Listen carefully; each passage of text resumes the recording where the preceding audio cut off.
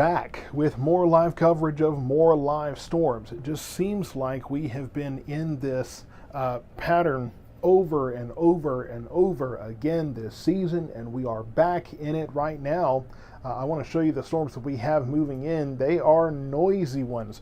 Look at this, right here from Waco on up towards Whitney here. Very loud wave of storms, and further to the south now here in Limestone County, we have these storms lifting northward as well. This is all part of a disturbance that's coming in. When I kind of zoom this out, and let's go a little further west with our perspective. This is what we're looking at across the state here. Let me put this back in motion. Come on now. And so this is what we're looking at. A broad area of storms. You see one moving eastward here, and then of course these storms to the south. We will be dealing with these storms off and on pretty much all night into early tomorrow morning. And so, well, actually late tomorrow morning into early afternoon is what I mean to say, as these storms, this disturbance as a whole moves through. So yeah, we're going to be getting into quite the pattern overnight into at least half the day tomorrow.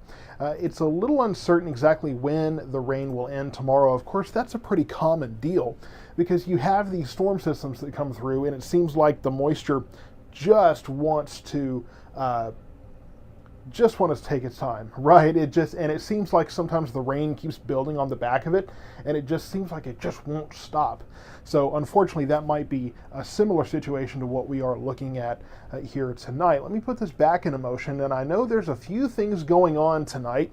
I understand that high school kids from Waxahachie are at their prom festivities up in the Metroplex, and so that will be worth keeping an eye on. But again, as these storms move in, we are under a flood watch until, well, they didn't give a time. I hate it when they do that, but they didn't give a time. They said through Sunday afternoon. So through tomorrow afternoon, a flood watch does continue. We've been dealing with these flood issues off and on this whole time. So that's just kind of where we are at right now. And we're already getting lightning and thunder in Ellis County here. In fact, Matt saying that he's hearing some lightning and seeing some lightning, hearing some thunder. So looks like that is going on there in the Midlothian area, some of that down south towards Italy as well. So these are very loud storms. I mean, you can see this. You can just see how much lightning is involved in these storms. I do expect this to be a long night. And that's why tonight is not a shiner night. I will be popping the lid on the coffee tonight. So for the handful of you that might have been concerned about me drinking on air, no shiner tonight. Just going to be drinking some coffee here. So that's kind of where we are at right now. There are no severe thunderstorm warnings for this complex here. No severe thunderstorm warnings for this line. We had that earlier down in Coryell and McLennan counties. But down here at Limestone County, it's so easy to get those mixed up. Limestone County here grows back to the south over towards Centerville here. These might get severe warnings here fairly soon, making their way northward towards Fairfield and Teague and Mejia over into Navarro County eventually. So we do have a risk of severe weather overnight. I think for the most part, we're going to be looking at a wind, hail, and flood risk.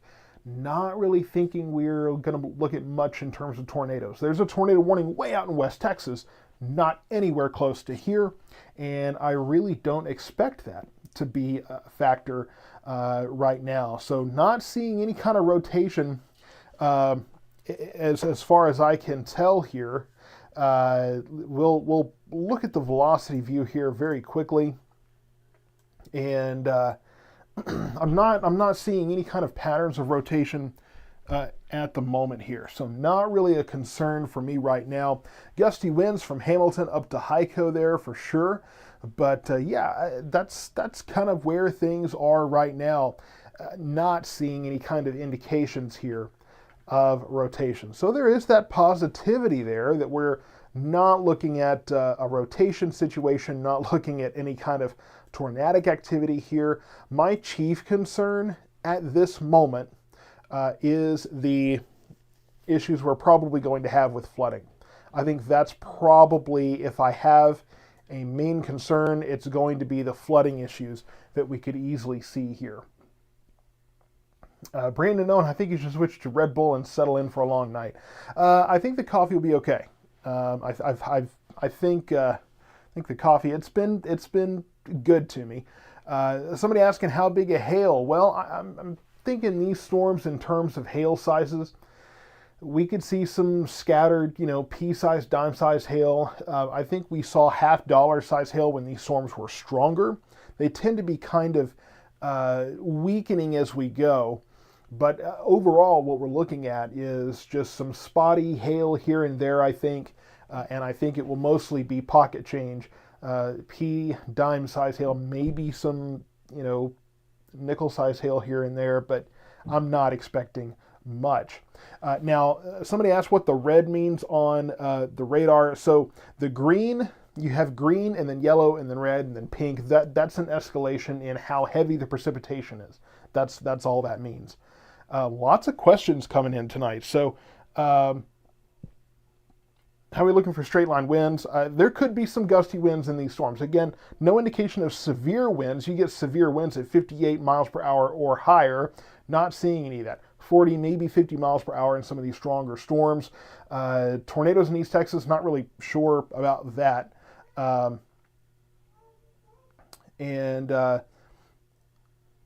Let's see.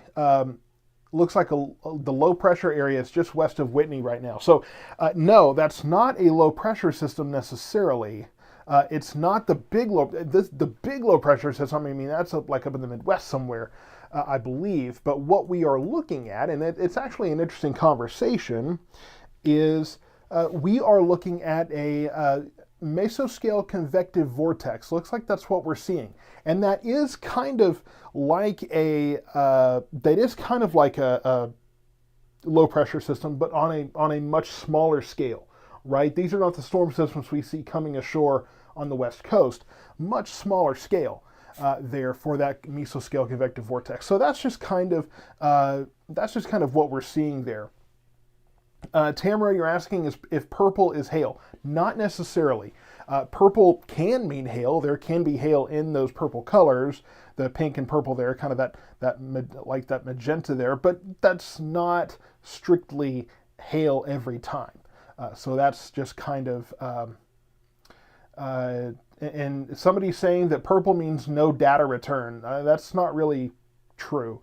So I think she's referring to the magenta there. That just means that storms are, that there's very heavy precipitation. I mean, down here south of Groesbeck, you can see a little black there. That's just very heavy precipitation. So not seeing any kind of non-return or anything like that. How fast are the storms moving? We've seen 25 to 30 miles per hour in terms of the speed of the storms. Can I go to sleep, or of course I can't expect it to get crazy again? Well, again, everybody's response or everybody's definition of bad weather or scary weather may be different. Some people, they don't really care to be awake unless there's a tornado actively coming towards their house. Some people, thunder is all it takes for them to consider it a bad storm. So, it's hard for me to say, is it going to be crazy weather? Is it going to be bad weather? Because your definition of bad weather could very well be different from someone else's. And so, and I know there's a lot of folks asking for timelines, so we will get there. We will get to when it will get to your house. We will work on that timeline here shortly. But these storms right now, this is pretty well what we're expecting initially. So this, as we pointed out, this mesoscale convective vortex here going to move to the northeast, and that's going to bring in this wave of heavy thunderstorms. Not severe right now, but heavy thunderstorms moving in, loud thunderstorms, frankly. I won't be surprised if we get a severe thunderstorm warning here very soon with this storm over here in Freestone County or Limestone County there. So yeah, I'm not too terribly surprised. Michaela, I mean, you can see on the radar, it's heading northeast, right? So that's where we're at. That's where to expect. That's which way to expect things going, right? I mean, that's why I try to leave the radar in motion so you can kind of see where the storms are going.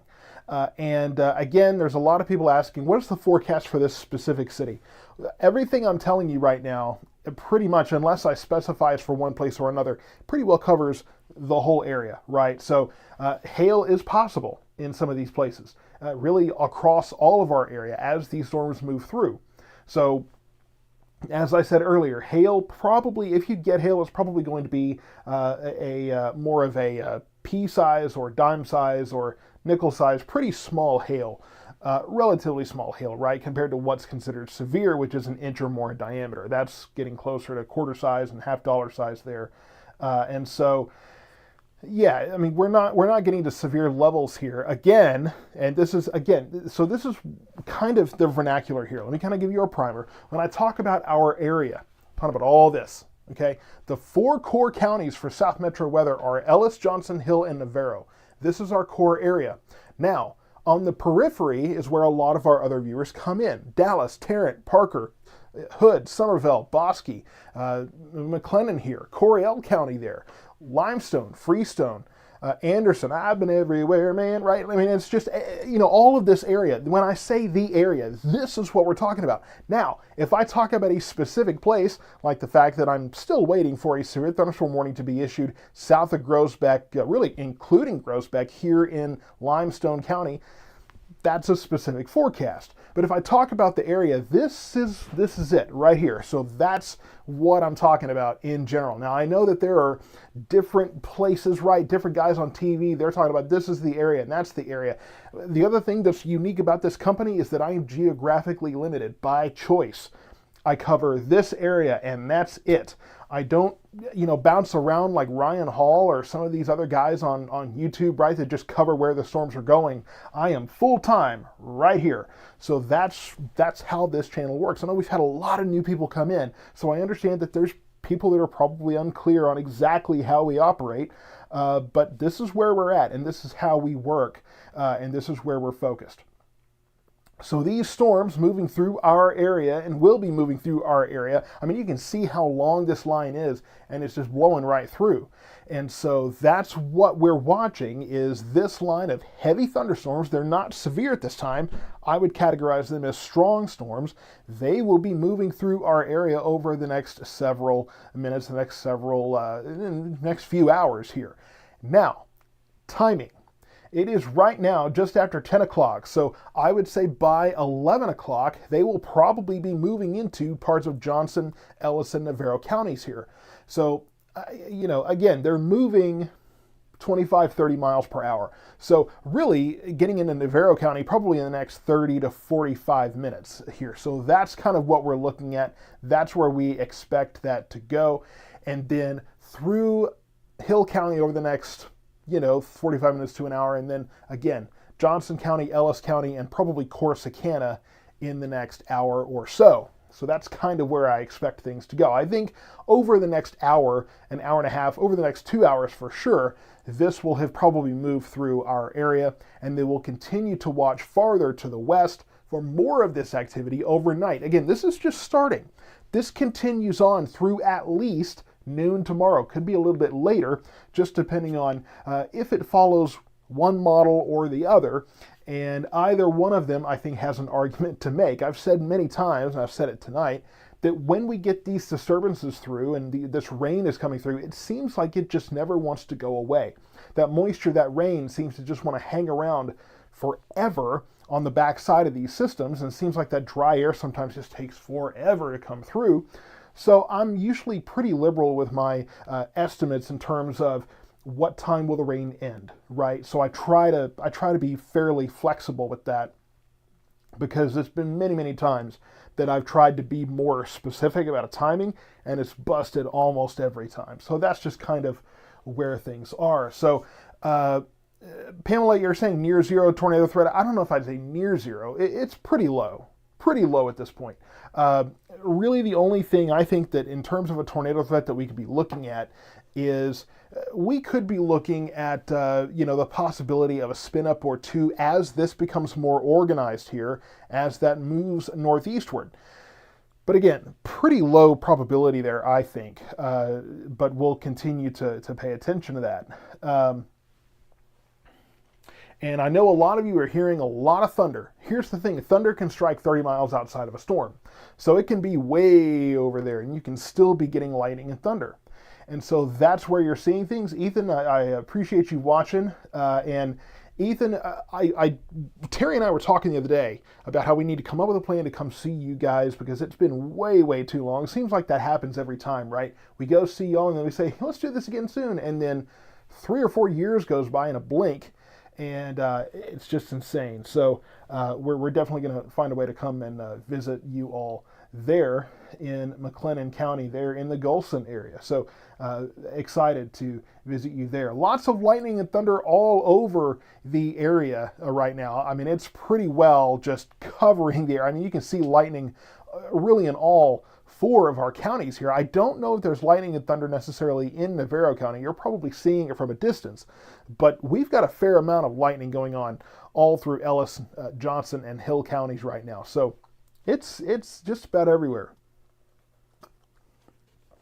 Yeah, hearing a lot of folks in Italy, and you can see as this gets closer, we're starting to see some extra development here for all of us in Hillsborough to Milford to Italy there. Carl's Corner there, of course, in Hill County too. Yeah, I mean, not likely looking at a tornado threat tonight. I don't think that's going to be part of what we're seeing. For the most part, I think that we're going to be dealing with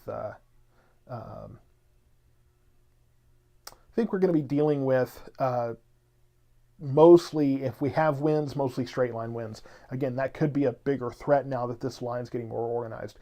Trevor asking, may the 4th be with you? Well, may the 4th be with you as well. Did you watch the Tales of the Empire yet? I have not, and I hate it. I will say I was out with my family today. It was also free comic book day, so we went over to a comic book store and checked that out. Had dinner there in Mansfield. So did a few things with the family today, and I really appreciate that for 2 reasons. One, it gets all 4 of us together, which is something you can't beat. And then second, it gets me out of the studio a little bit, out of the house. I've been here covering weather so much that, yeah, man, something caught my eye here. I definitely appreciate any opportunity, excuse me, to get out of the house. So haven't been here, but Tales of the Empire, I will be watching that may watch it tonight once those live stream ends. I'll still have work to do, so I may watch that while I'm monitoring this, or watch it tomorrow sometime, but I will definitely be watching Tales of the Empire very, very soon. Very excited about that. Getting some lightning and light thunder at Scarborough right now. Yes, Farron, you're going to be hearing all of this activity coming in.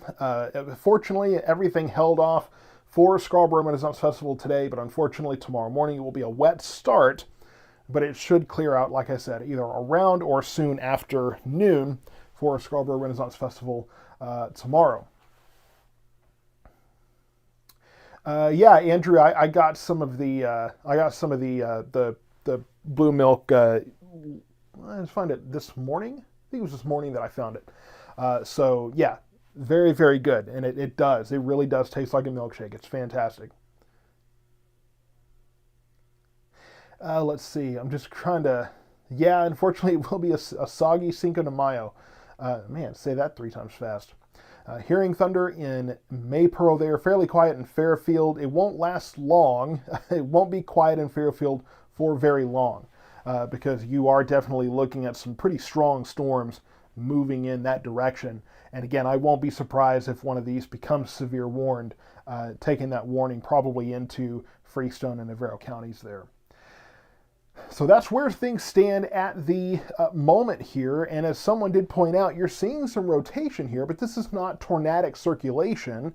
This is a mesoscale convective vortex that we're looking at. This is where we see kind of a miniature low pressure system, essentially, that's just kind of on a storm level. The bigger system, we can kind of go out and, yeah, I can hear the thunder now at the studio. They're playing my song. Okay, let's get to the radar mosaic here, just the broad view.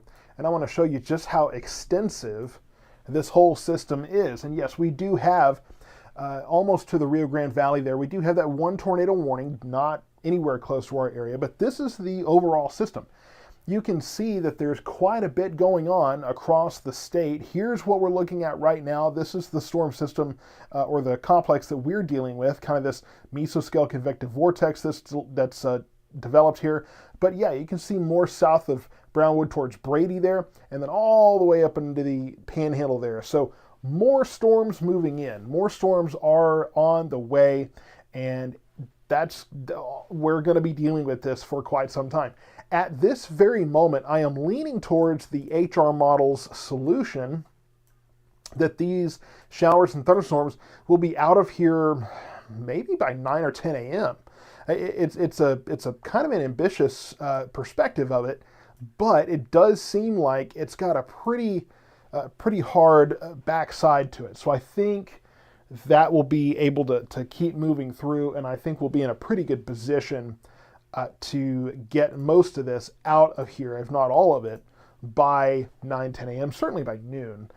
Anything after that, then that's just going to be, very persistent moisture on the backside of that system. So we'll continue to keep an eye on all of that, and we'll roll with the punches as we always do.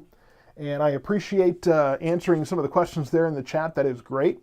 It keeps people apprised of what's going on, even if I'm not able to stop and answer that question at that moment. And let me insert this too, because I always tell people, and I'm going to put this out there before people start asking. I just want to have it out there. The Storm Prediction Center, I get a lot of questions from you about the Storm Prediction Center. Any more than severe TS and thunderstorm and flash flood warnings. There's no severe thunderstorm warnings for this area right now. We did earlier, but there's no severe thunderstorm warnings active right now. There are some flash flood warnings over in Hamilton County and farther to the southwest, but that's where we're at right now. So that's kind of where things stand. We're not looking at any kind of widespread severe weather right now. So fortunately, we're in a position where we have strong storms. They are loud.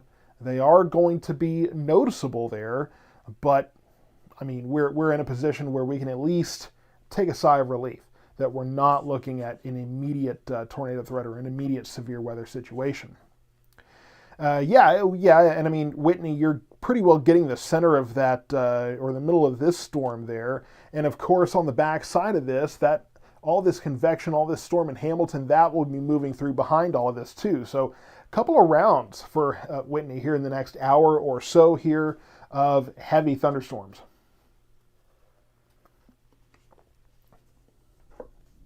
Are we seeing a high wind McFarland curve near Wichita Falls? That's a little farther out of my coverage area. So, going to be farther out from there, starting to sprinkle there in Midlothian.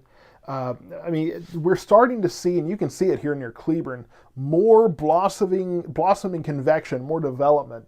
They're ahead of all of this. And so that's moved up the timeline a little bit. And it is about 10 o'clock. I said about 10 or 11 o'clock for this area. These were moving a little quicker than I expected, but they're actually arriving pretty close to on time here. So maybe on the front end of that timeline, but that's kind of where we're looking at right now. Let's see. Good thing the dogs and very loud storms tonight. That's something that you can't deny. You can look at all the lightning in these complexes and see plenty of that. What's all the likelihood of hail once the storms roll over here near FM 66? So it's basically the same. These storms could bring some hail, most likely small hail, most likely to be pea-size hail, that kind of thing. But I'm not expecting, a bunch of baseballs flying around. Doesn't look like we will quite be dealing with that kind of hail tonight.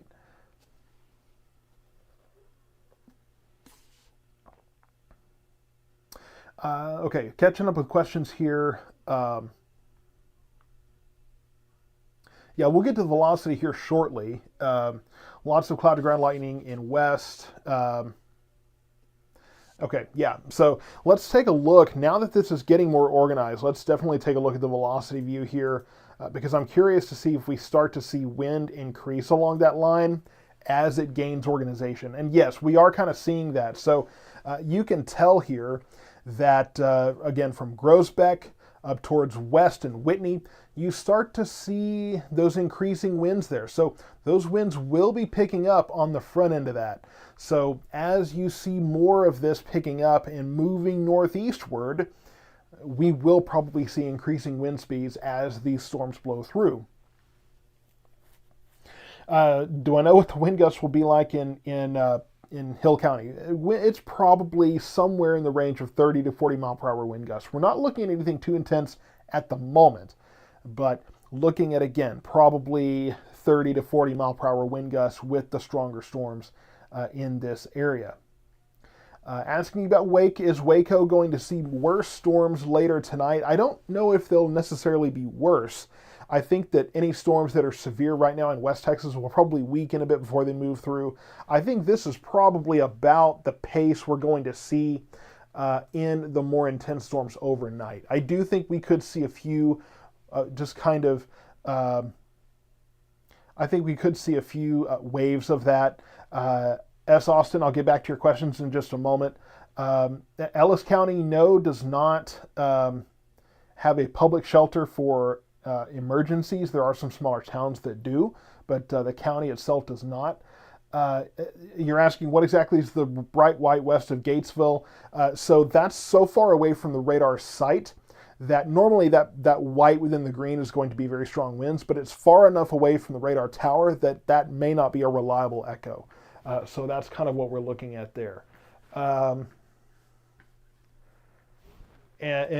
I do want to answer just general meteorology questions, but sometimes it may be best to send those over a message or something so I can answer those later, and not when we actively have storms going on. Going back in the comments here, a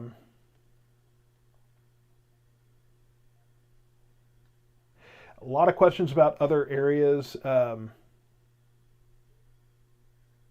Another troll here in the YouTube chat here. Oh man, I hope the pregnancy is going well. Is that the best they've got now? Is that what trolls are doing now? Okay. If that's the best the trolls have, you guys are in a sad state of affairs there. That's pathetic. Land something effective, guys. Come on. Hurt my feelings or something. Jeez. Just started raining by the Senior Citizen Center. You can see near Waxahachie. Yeah.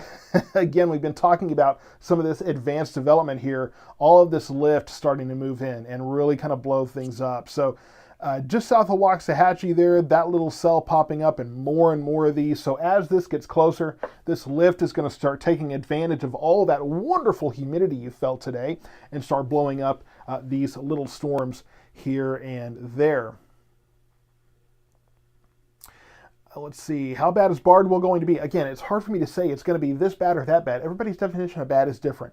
What we're looking at with this line of storms, very heavy rain, lightning and thunder in abundance, could be some gusty winds, 30 to 40 mile per hour winds, and then probably looking at some small hail here and there, mostly pea-sized, dime-sized hail.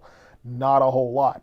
As this line goes, though, I will be getting more concerned about straight line winds if and when we start to see this line create more of a bow echo. And if we are indeed looking at, again, this mesoscale convective vortex that we're watching, that will probably organize, or at least help organize, more of this line. So we could see this evolve over the next hour, and we'll be watching that. How many inches of rain expected tonight? We're probably looking at, again, 1 to 3 inches, with some places getting 4 to 5 to more than that, but 1 to 3 inches, I think, area-wide is probably reliable. That's why they have that flood watch in place, because the ground is already so saturated that we really can't afford to get this much rain. But unfortunately, that's going to come our way anyway. So Paul Trevino, Bristol just started stopped raining, sitting on your porch watching. Well, that's great, except for the fact that maybe I should send you the video I've seen of a lightning strike obliterating a porch. Literally seen it.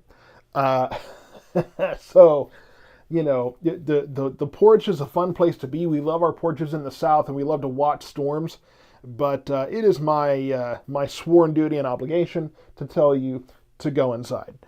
Most people don't listen to that, but it is what it is. It's my job to do that. So that's just kind of where we're at. For the Mansfield area, it's going to be. Mansfield, you're starting to hear the lightning and see the thunder. See the lightning, hear the thunder in the Mansfield area, and you will see this increasing in coverage there. So it's basically the same as the rest of our area. Could see some gusty winds overnight, some small hail associated with these storms that are packed with heavy rain and frequent lightning and thunder. So in fact, I was just in Mansfield a little bit ago. And everybody's going to ask again, everybody's asking about this town, that town. And we'll go over timing here in a little bit too. But again, for the entire area here, that includes all of everything you see on the map, essentially. We'll probably get some storms at least at some point tonight.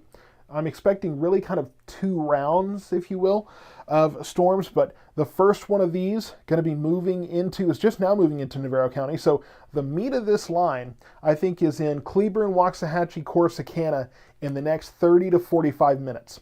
That's where I'm expecting the timing to be. And then beyond that, talking about risks of storms, again, these are packed with heavy rain, lightning, thunder, and then you're going to eventually from there will possibly get some small hail and some gusty winds there. So that's what we're seeing, and the tornado threat overnight tonight, fairly low. Not really expecting that a whole lot. We will be watching this line at least on the front end of it, and so we'll be keeping an eye on that aspect for that possible tornado threat. But again, even the Storm Prediction Center didn't really carve out a tornado threat for our area because it's just not really part of that.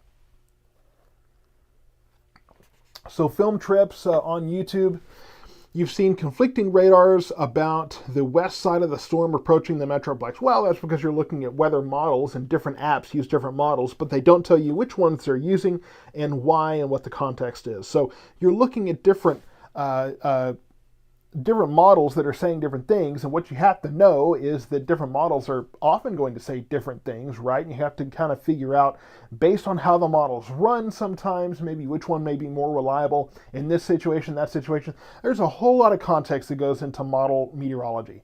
But unfortunately, those apps are just showing you, hey, this is what we think is going to happen, or this is what's going to happen.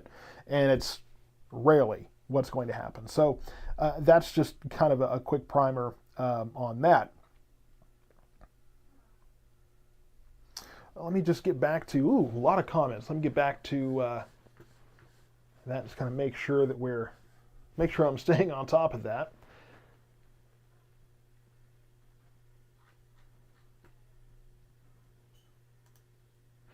In different radar locations give more info, sometimes conflicting. Similar. So Chase Grubb, you're asking, what do I listen to in my ear? So when I have Matt, my moderator, on the live streams, he is telling me in my ear, for one, he's telling me he's listening to Storm Spotters if they're out, letting me know what they're saying.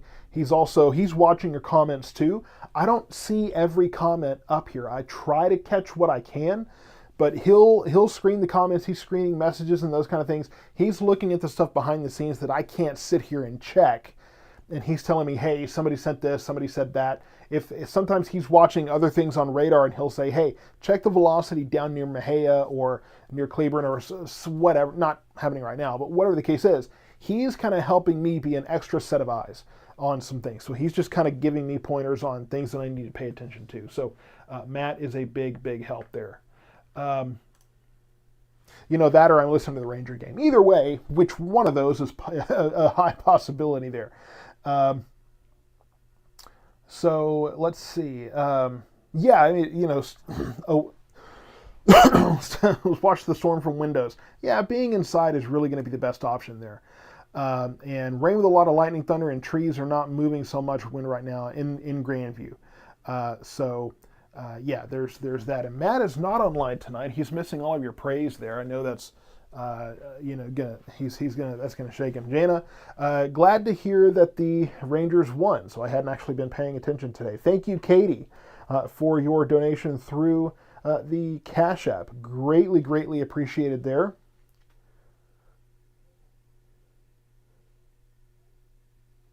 And let's see. Just getting a few messages here, trying to kind of keep track of different things. Awesome. Okay. Raining in Waxahachie now.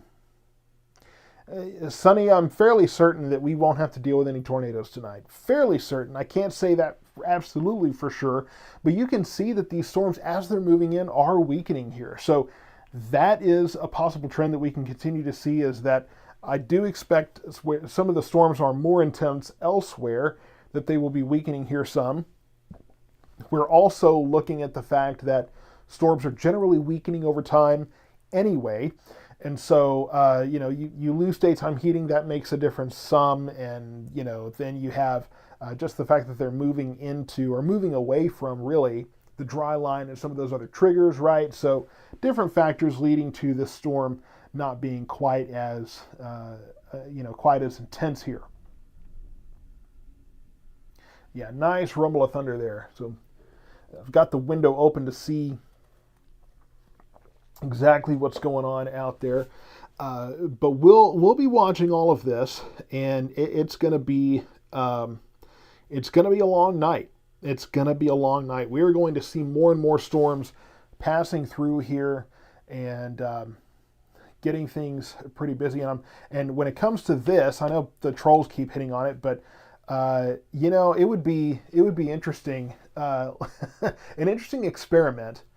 And I'm hoping to, and I've said this, I don't know how many times I've said this, right? It's almost comical at this point how many times I've said things like this, but I'm hoping to get into kind of a workout routine of sorts, maybe over the summer. This spring has been just insane, to where I'm just trying to get what rest I can here and there, with any extra time. But let's see what happens. If I lose weight, slim up, next spring when it's busy again, or in the fall, even in the winter, let's see if the trolls are complaining about how thin I am. That's the challenge.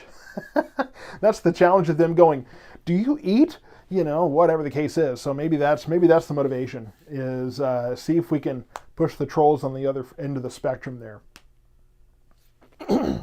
Definitely earning my keep for spring so far. That's true. And the good news is that over the next several days, we could have some storms. Monday looks like that's mostly north of us. Wednesday might be our next decent chance of storms, but then it looks like we actually have a few days and possibly even a weekend, knock on wood here, possibly a weekend without rain. Fingers crossed. Okay, so we'll see what happens as we get closer. Javier lost 160 pounds since June of 2023. Let's talk, Javier. I'd love to know what you're doing for that. I'll tell you, the one way that I actually started to lose weight, the one way that I really started to lose weight, and I dropped 15 pounds, and everybody told me they saw it in my face. I don't want to see. I want to see it here. I don't care about what my face looks like, but I started really losing weight and dropped 15 pounds, and I couldn't figure out what I was doing. It turns out it was when I jumped back on the drums again. So really, I need to be doing that, because I dropped 15 pounds over a couple of months by playing the drums more. So ergo, I need to get on the drums more. If I had time, I would. Haven't had time in pretty much forever. And so, I definitely need to get back on the drums, because I was actually losing weight back then. I say back then, that was a few months ago. So that's kind of what we're looking at. Denny's Music, you think parts of southeastern South Dakota will be hit by a storm? I have no clue. No idea if we're going to see storms in South Dakota. I'm in north central Texas. I'm between Dallas and Waco, and so I'm not really that close. So that's, yeah, that's kind of what kind of where I'm at with where I'm located, and my answer on Southeast South Dakota. Can't really help you there.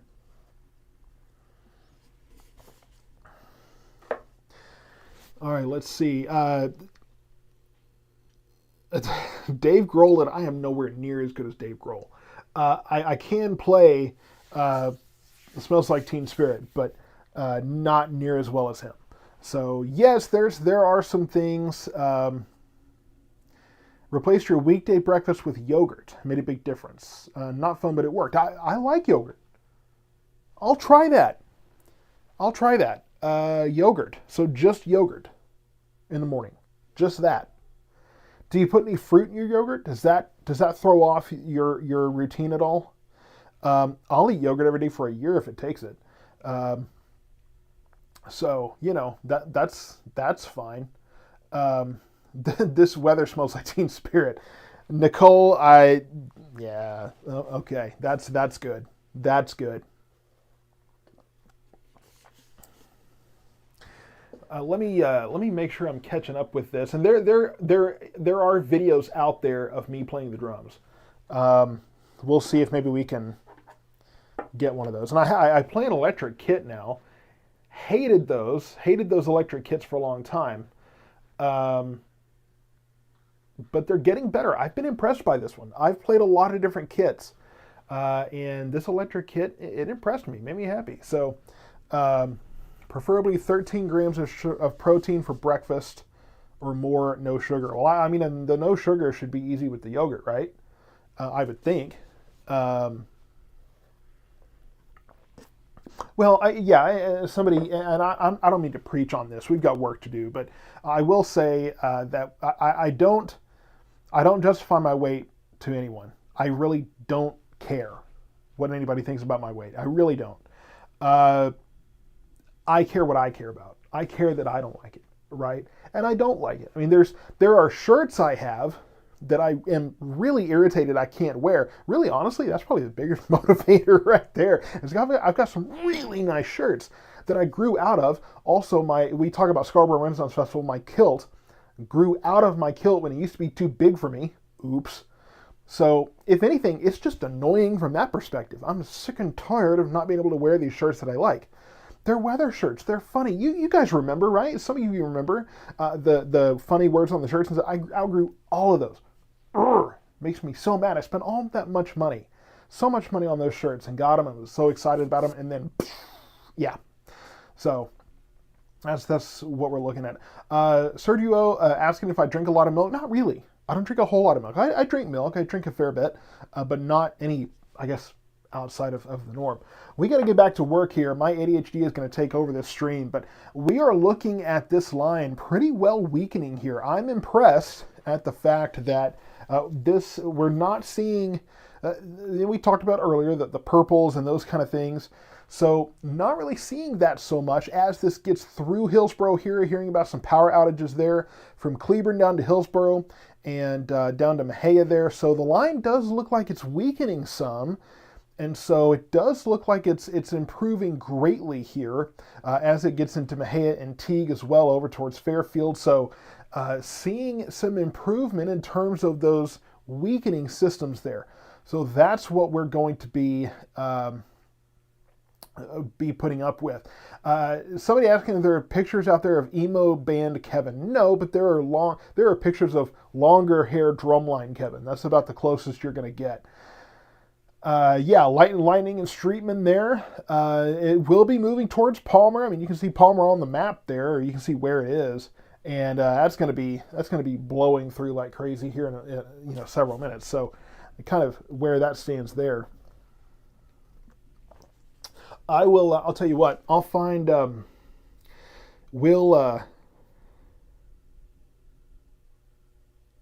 Let's see. Yeah, we'll find a way to film me drumming sometime and get that involved. I couldn't do it on a live stream because we've got work to do, but we'll figure that out. We'll get something out there. I gotta kind of reposition it right now where it's at, so that's gonna take a little time. The thought of corn syrup flavored Slurpee just made me gag. Yeah. And yeah, thank you so much for tagging people in the comments here. Yeah, I believe it is raining. I can't. I mean, it's dark. I can't really see too well, but I believe it is raining there. And yeah, I mean, the Metroplex is getting activity up there as well. Um, Everyone in Corsicana is putting their garbage can with wheels in their garage. Yeah.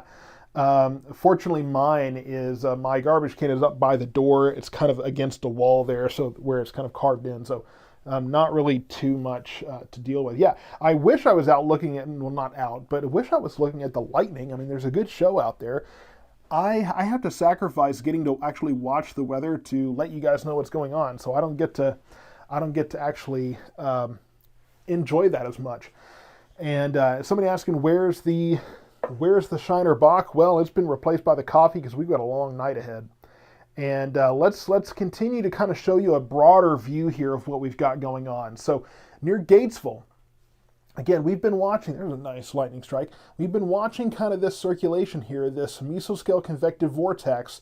And here's kind of the back side of that, and a couple of heavier cells there, one near Gatesville, one farther to the southwest.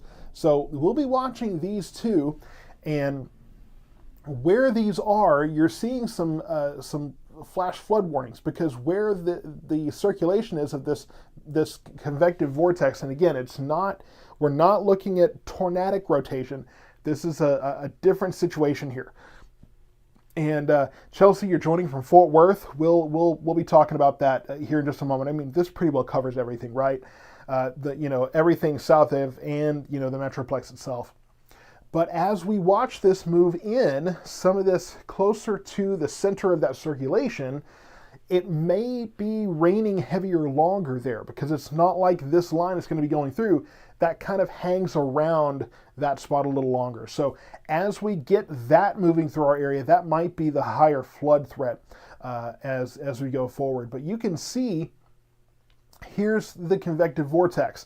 And so here really is kind of the wave that wraps around it. That's what's coming through our area right now. And then north of Gatesville, near Gatesville there, that's kind of the center of this convective vortex here. Again, this is not a tornadic circulation. This is a mesoscale convective vortex, kind of a miniature low pressure system that is pushing these storms through. And that's what's powering these storms right now. That's what's created kind of this, again, this wave. So that will move through, and then we'll get this through, and then farther to the west, we will see more showers and thunderstorms moving through at that point. David Hatley, I think I'm going to make a shirt out that says, just say no to sky noodles, because I know that's a common phrase for you here. So we'll make something out of that. Jennifer Rodriguez, you're asking any worries with the storms popping and rotating? I'm not really worried about rotation here tonight, especially with this line weakening here, this wave of storms, seeing that weakening trend.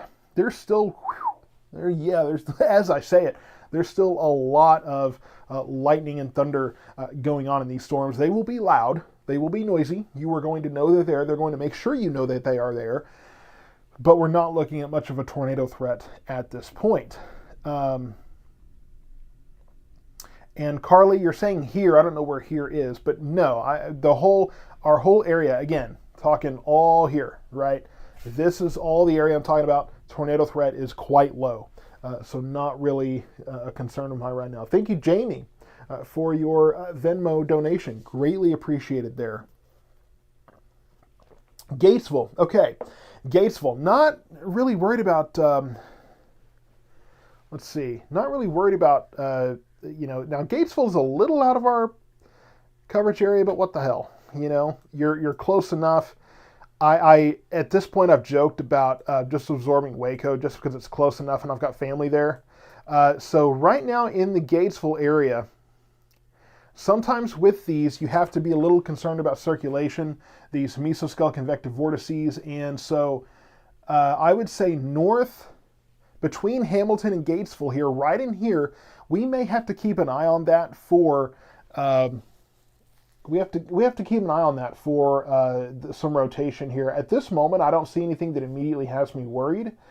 But again, let me say, and I've said this before, we're pretty far away from the radar location here. So what happens is the farther away from the radar, it goes at an angle. And so as it's going at an angle, it's kind of angling upward, you're seeing higher and higher in the storm. So it's harder and harder to see what's at the surface.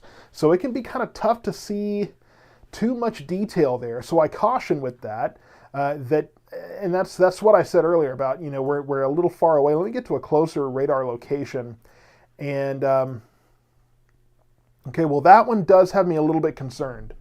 We're getting a little bit of a better view here. So this is north of Gatesville. This is Coryell County, eventually going to be moving into Bosque County. So we may have to watch this area.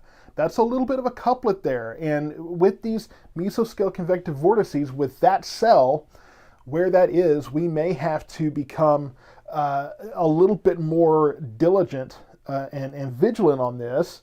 And so that's what, that is worth watching. So thank you so much to whoever brought my attention to that. Was that, who was that? Was that Callie? Kaylee? In Gatesville. Carly, sorry. Took a couple of stabs and still missed it. Where's that rain in Hamilton headed? Well, that's headed towards, north central Texas, towards our area. But we will definitely keep an eye on that Gatesville storm because that will be headed towards our core area. So that couplet there will be worth watching for sure. And let's get back to the reflectivity here. That is this storm right here. So just north of Gatesville, that's what we're going to be watching. So we're going to continue to watch this storm, and this will be headed towards our area. And again, this is part of this mesoscale convective vortex. The whole vortex here, that complex, is not rotation, but this storm that's kind of kind of towards the center of it, then yeah, that's we could be looking at some rotation there. So we'll keep an eye on that. Somebody asking, Midlothian has red. What does that mean? That just means very heavy rain, right? That's what that is indicating. Let's see, the hole in the precip. As Austin, I know you're kind of, wanting to talk back and forth about radar here.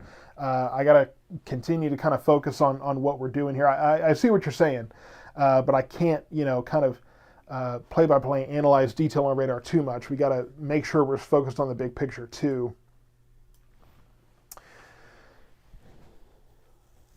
Yeah, no tornadoes right now. Let me just make clear that we do not have any tornadoes right now. We are watching this storm, and all of this to the northeast is not severe at this time. This is actually moving through our core coverage area, but we are watching this storm near Gatesville, west of Waco, where we are looking at some indications there of possible rotation. Again, in both instances, we're looking pretty high in the storm, so it's hard to see what is happening closer to the surface there. So we'll continue to monitor that. And Carol Reeves, where's this weather guy out of? I am in north central Texas between Dallas and Waco. That's here's Waco here. Dallas is up to the north. So that's what we're watching at this moment. The lightning looks like power flashes in Ennis. Yeah, this kind of lightning can look pretty intimidating even from far away. Now, in the Ennis area, you are getting closer there, and so it's already moved into Cleburne. We had some advanced development there, kind of move up that timeline, and then here in Italy, that's going to be moving towards Waxahachie, and Ennis, it is moving towards Corsicana now. So that's where we are in terms of the general area. Let's get back to putting this on let's kind of put this again on the big picture here. This is the storm where we're watching the possible circulation here, so we will continue to monitor that. And then this is all of the convection that's moving through our area. It has weakened. It looked pretty intense farther to our south, has weakened quite a bit, but it is still very bright, very frequent lightning, I would say, very loud thunder there. And so that's what we're looking at in terms of these storms that are closest to our core area. But we will be watching this storm near Gatesville as we are seeing some signals there of possible rotation.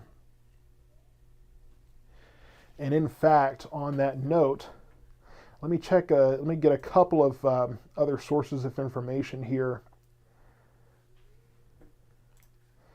See if folks are talking about that.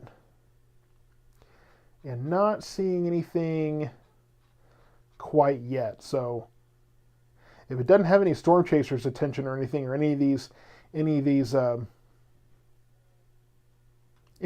guys on social media, these armchair dudes, they're not talking about it. I'm not too terribly concerned.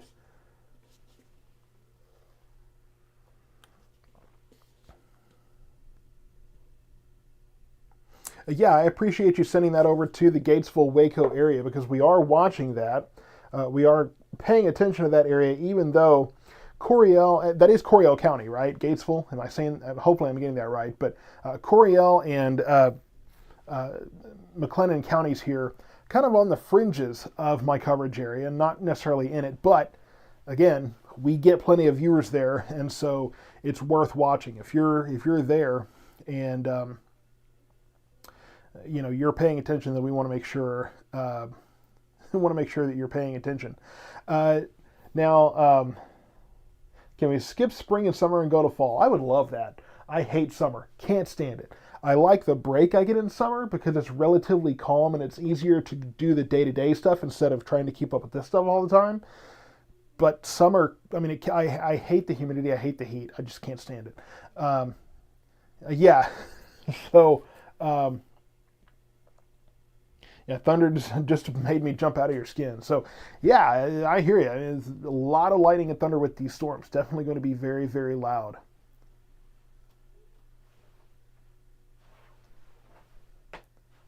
All right, so yeah, pouring down in Alvarado. Lots of reports of the thunder and the heavy rain. That's your main feature here tonight.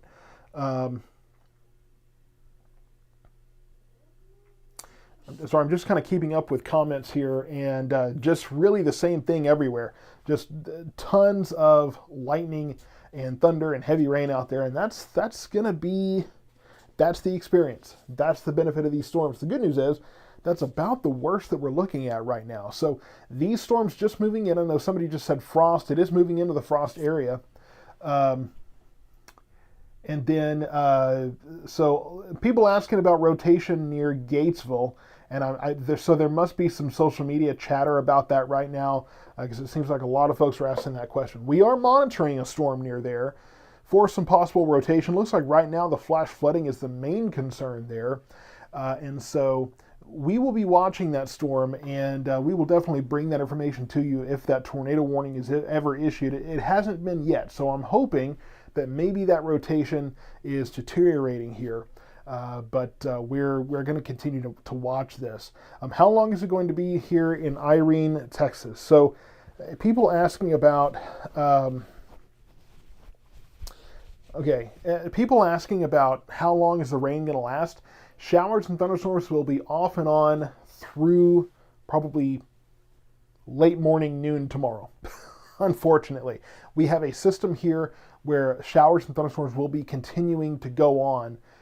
They'll be moving through. I think it's going to be off and on for the most part, but we will see showers and thunderstorms throughout the night into tomorrow morning, possibly into the early afternoon hours at the latest. So, yeah, unfortunately, we are looking at. It's going to be a long night. Going to be a long night putting up with heavy rain, lightning, thunder, those kind of things. There will be breaks. There will be opportunities to get lighter rain, maybe get a little bit of a break from the lightning and thunder, but just be prepared for rain and storms overnight. Let me actually check and see.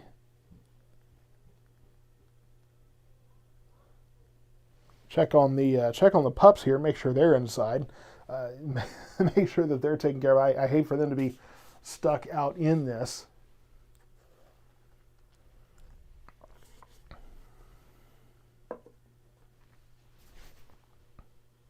Yeah, I mean, I hear you. And there's somebody saying the storms day after day, night after night are a little too much for the dog. I completely understand. I mean, this is not a normal pattern. Not a normal pattern that we see storms so repetitively here.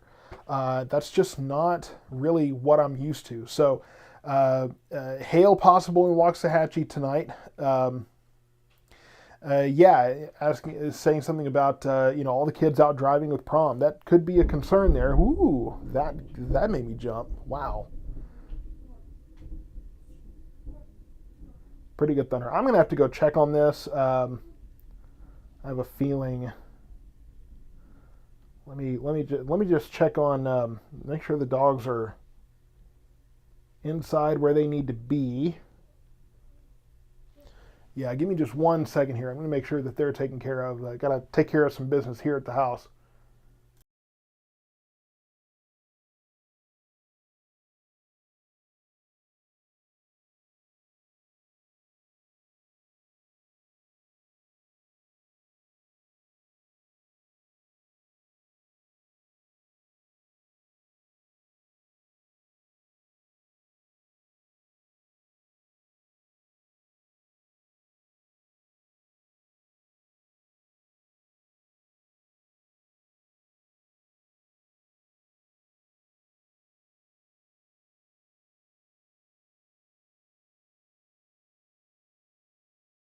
Okay. Yeah, I'm gonna make sure, just making sure the dogs are inside here. The outside dogs, I try not to bring them in too quickly because they need to have some time outside. But okay, let's see.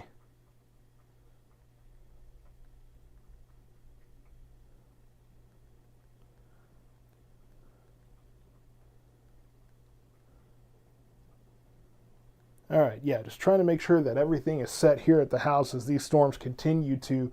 Yeah, we're definitely getting heavy rain here in our area, and the thunder's picking up too. So, what I will tell you is that if we do actually have power go out here, I can maintain power for a little bit. So the worst case scenario is this will probably get a very dark screen all of a sudden. I'll still be here, but it'll get dark for a second, and we'll see if the power, a lot of times they're just quick outages.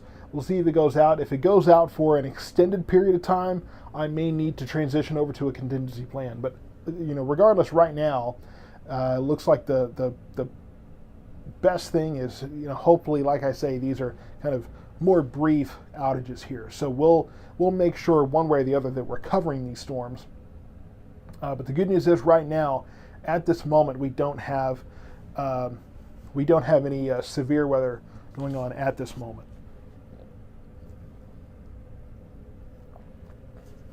I know we got some folks asking about Ennis. The storms are moving into the Ennis area now, so what you see here is what you see is what you get, and we're starting to see. Let's check in on these winds. Thank you, buddy. My son getting the dogs in. We'll have to continue to watch a couple of things here. One, we're going to have to continue to watch the winds here because we're starting to get that bow shape. That's where we see the stronger winds usually start to take shape. So as those continue to move in, and Tamara sitting there with earplugs in, I completely understand. I grew up, I hated loud sounds, so I completely understand that.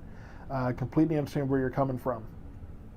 But we will have to watch down here in Gatesville, here in Coryell County, where we saw that storm had some signs of rotation. I'm not really seeing that now, but we'll continue to monitor that here. It's in a position in the mesoscale convective vortex we've got going on here. I know that's a handful, or a mouthful rather, but we'll keep you updated here.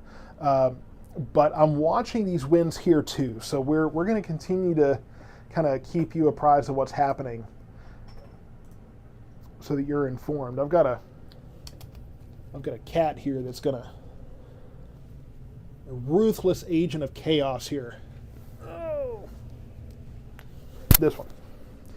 This is Sirius, one of the two black cats we have, and this one cannot be trusted in the studio because he is crazy.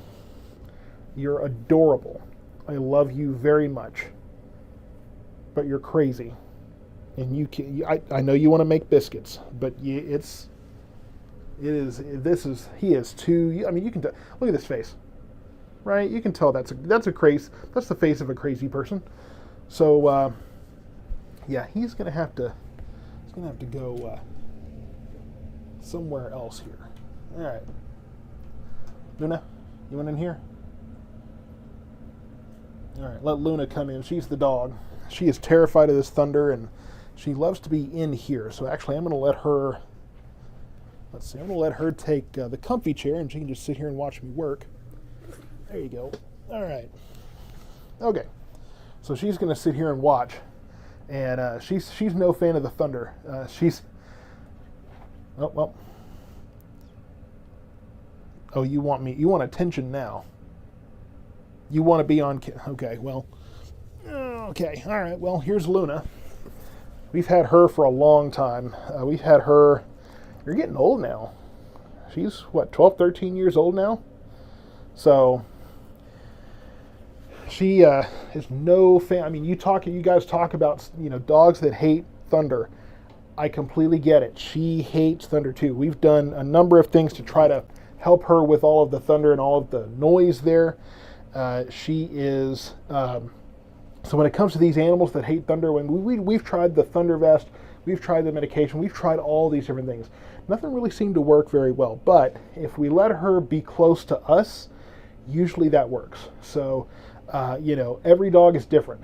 Every dog is different, and, some don't really care about the storms. If you're Luna, you absolutely hate them. So unfortunately, that's just the way that things go. But yeah, we're definitely an animal-friendly house, and so I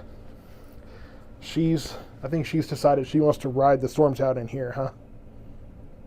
Is that what you're thinking? You gonna be good with that? You good?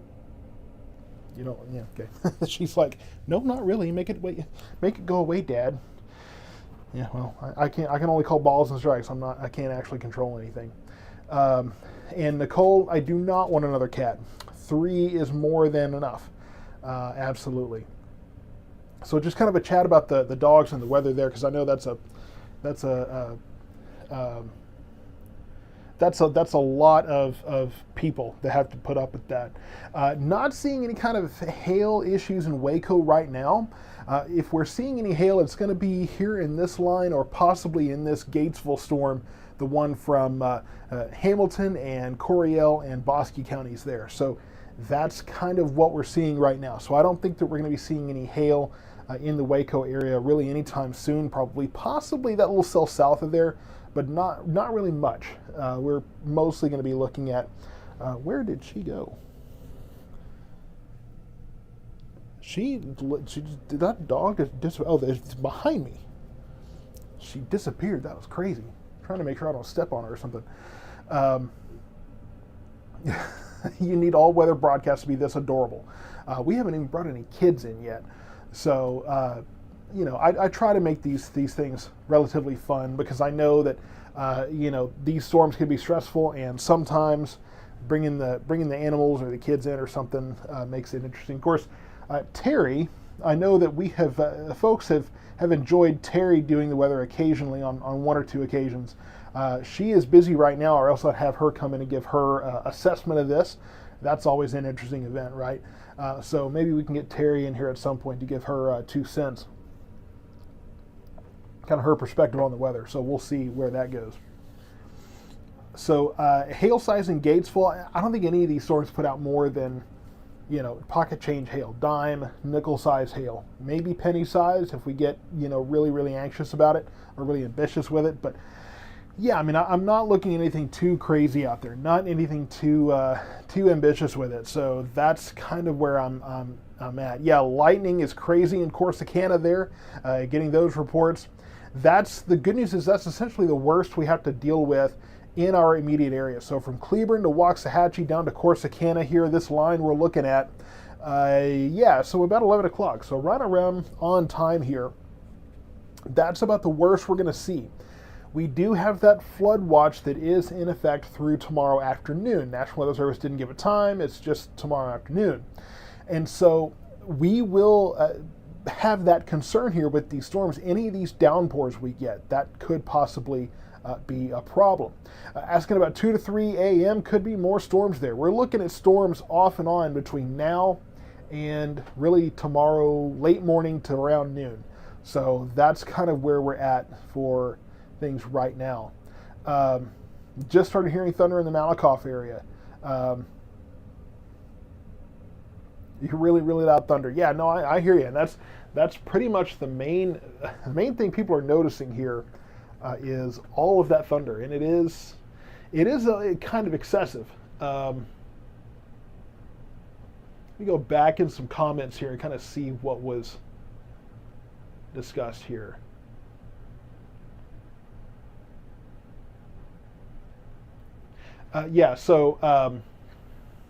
Okay, so a few kind of very generalized questions here, and we don't have any kind of severe weather right now. Really, the only issue is going to be possibly the hail and gusty winds, but we're really not seeing too much of that right now.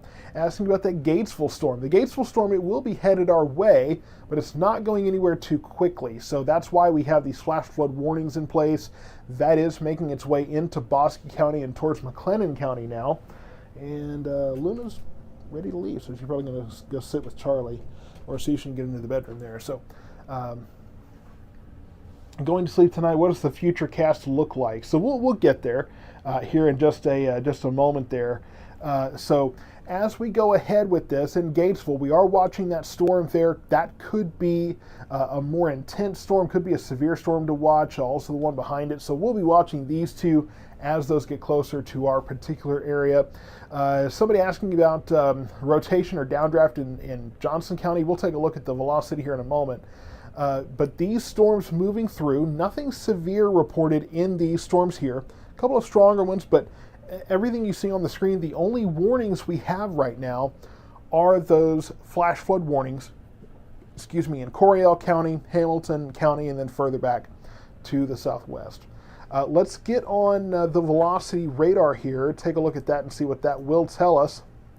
A few things to watch for if it'll come up. Okay, a few things to watch for here. If you're looking at the velocity view and wondering what you're looking at in Johnson County here, I'm not really thinking we're going to see much rotation here. If anything, yeah, that looks like that was probably a downburst, because you see this, it starts here, and then see how it spreads out like that? The radar location is here. And if your winds are going towards the radar, they're green. If they're going away from the radar, they're south. So that's what you're seeing there, where you see those winds spreading out and clearly going different directions here, in all directions. That's a downburst. So downburst, microburst, something like that. That's probably what we're seeing in that particular area. And then farther to the south here, just a couple of things you can see. Zoomed in here, you can see these winds moving in from the south and from the kind of the southeast there. That's that line moving through, right? So that's what we're watching for that particular area here. Again, as we look at that line, you can see that motion here. But here's the thing.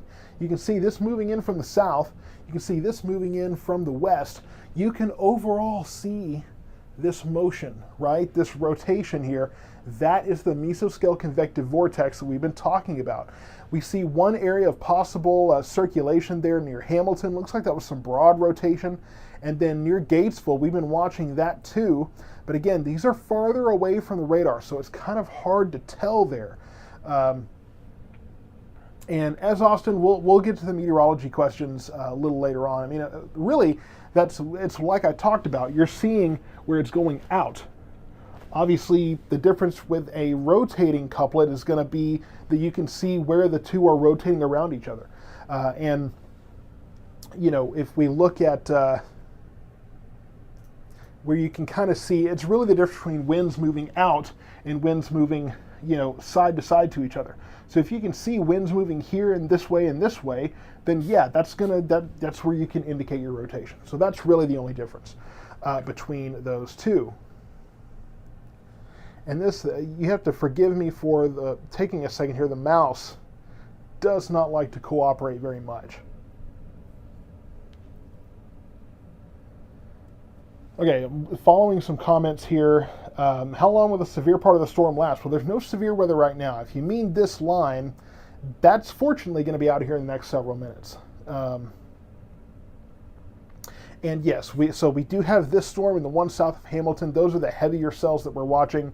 But again, as I've said, we're going to be seeing showers and thunderstorms possible throughout the night, continuing on through at least mid-morning tomorrow, possibly early afternoon.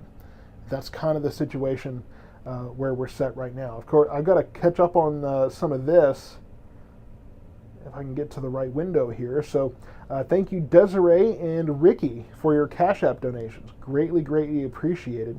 All right, awesome. Thank you so much for those for the kindness there, those donations. Greatly, greatly appreciated. So all of this, as we go out again, zoom out and show kind of the whole picture, and we can only see part of this, right? Because the local radar is only showing so much. But you can see here more moving in, more showers and thunderstorms to the west. So we will continue to see more of this moving in. Overnight tonight, it's going to continue. If we look a little further west here, kind of look at the back end of this thing, let's put that into motion as well. You can see that there is a backside to this, back where some drier air is moving in. So from Abilene, Sweetwater, Big Spring, you can see all of those areas are dry right now, drying out soon in San Angelo. So there is a light at the end of the tunnel. There is an end to this, but it's going to take a few hours for that to happen. So just turned 11 o'clock here, and so for the next several hours we will be looking at quite a bit of activity moving through our area, unfortunately. So we are in this for the long haul. It will be a bit of a long night. I don't think that all of it is going to be as noisy as what we're seeing here.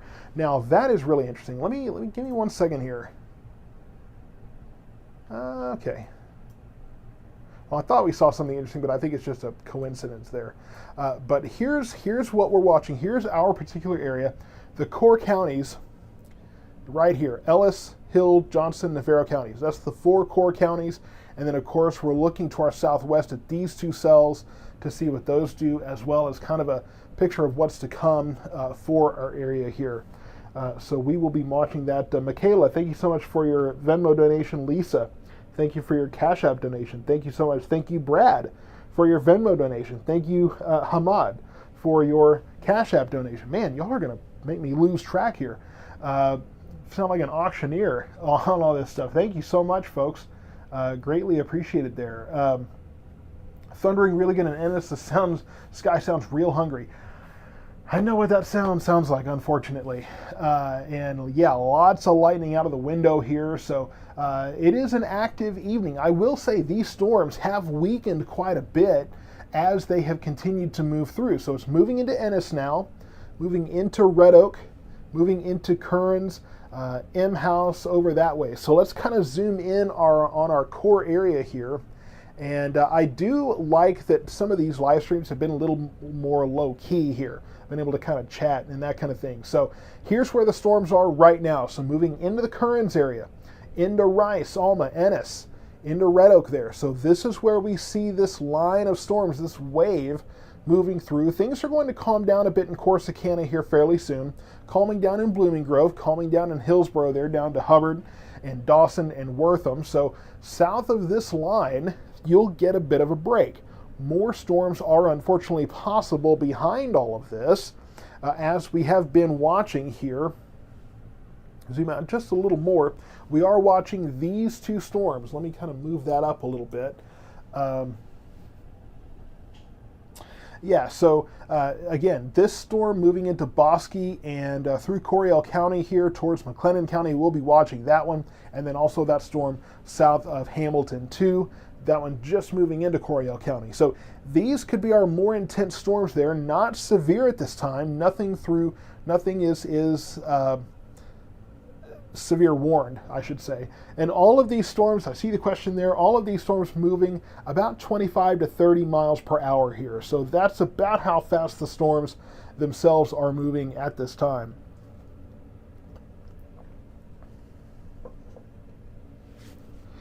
So that's where we're watching. That's what we have going on right now. Not a lot by severe weather standards, right? We don't have any severe warnings. we don't have anything too concerning. Now, I will say the kids, the Waxahachie kids at prom, am I correct that they're in Dallas? I believe we heard that the prom was going on at the Dallas Zoo. Is that correct? Somebody let me know if that's correct or not. I want to kind of keep that in mind there, because they will be driving home in quite the storm there. So I highly doubt. Oh, it's Fort Worth Zoo. Okay, so I highly doubt the sirens are going on in Ennis, because there's Ennis criteria. Their towns in Ennis, their criteria are to only have tornadoes sounded, or only have sirens sound if it's a tornado. They are outdoor warning sirens, and most of our area, most places now, sound them for any kind of damaging weather outside. But Ennis is one of those where they're still only sounding them for tornadoes, and there's no tornadoes out there. So not thinking there's going to be any sirens out there. So Fort Worth Zoo is where those folks are. So I will say, advise those kiddos to be very careful driving back from that prom in Fort Worth, because there is quite a bit of weather out there, and that can make it, it can be tough to drive through this kind of weather on a good day and during the day. It's at night, lots of activity going on out there. So, and that's the thing too. I've never heard of prom at a zoo. I mean, that's, we thought it was a big deal when the prom was at the Civic Center. The zoo, I've never heard of that. But I think I only went to one prom. I went to, I guess it was my junior prom. No, I was a sophomore. I was dating a girl that was a junior at the time. So I went to her junior prom, and then I didn't go to it would have been my junior prom, but it was basically my senior prom because I graduated a year early in high school. Yeah, I didn't go to prom. I was not a prom type person. Not my scene. As if, that's hard to believe. I was too much of a nerd. I didn't do any of that stuff. Not my thing. Yeah, zoo is a little strange. If they have a venue for it, and I know the Fort Worth Zoo, it's a nice place. If they have a nice venue for it, go for it. But why make them drive that far? Right? It just, that from a resources standpoint, I don't know, just an interesting question there. So, but I suppose there could be smaller towns in Ellis County, right, that are using Waxahachie for their prom, maybe. I'm not sure.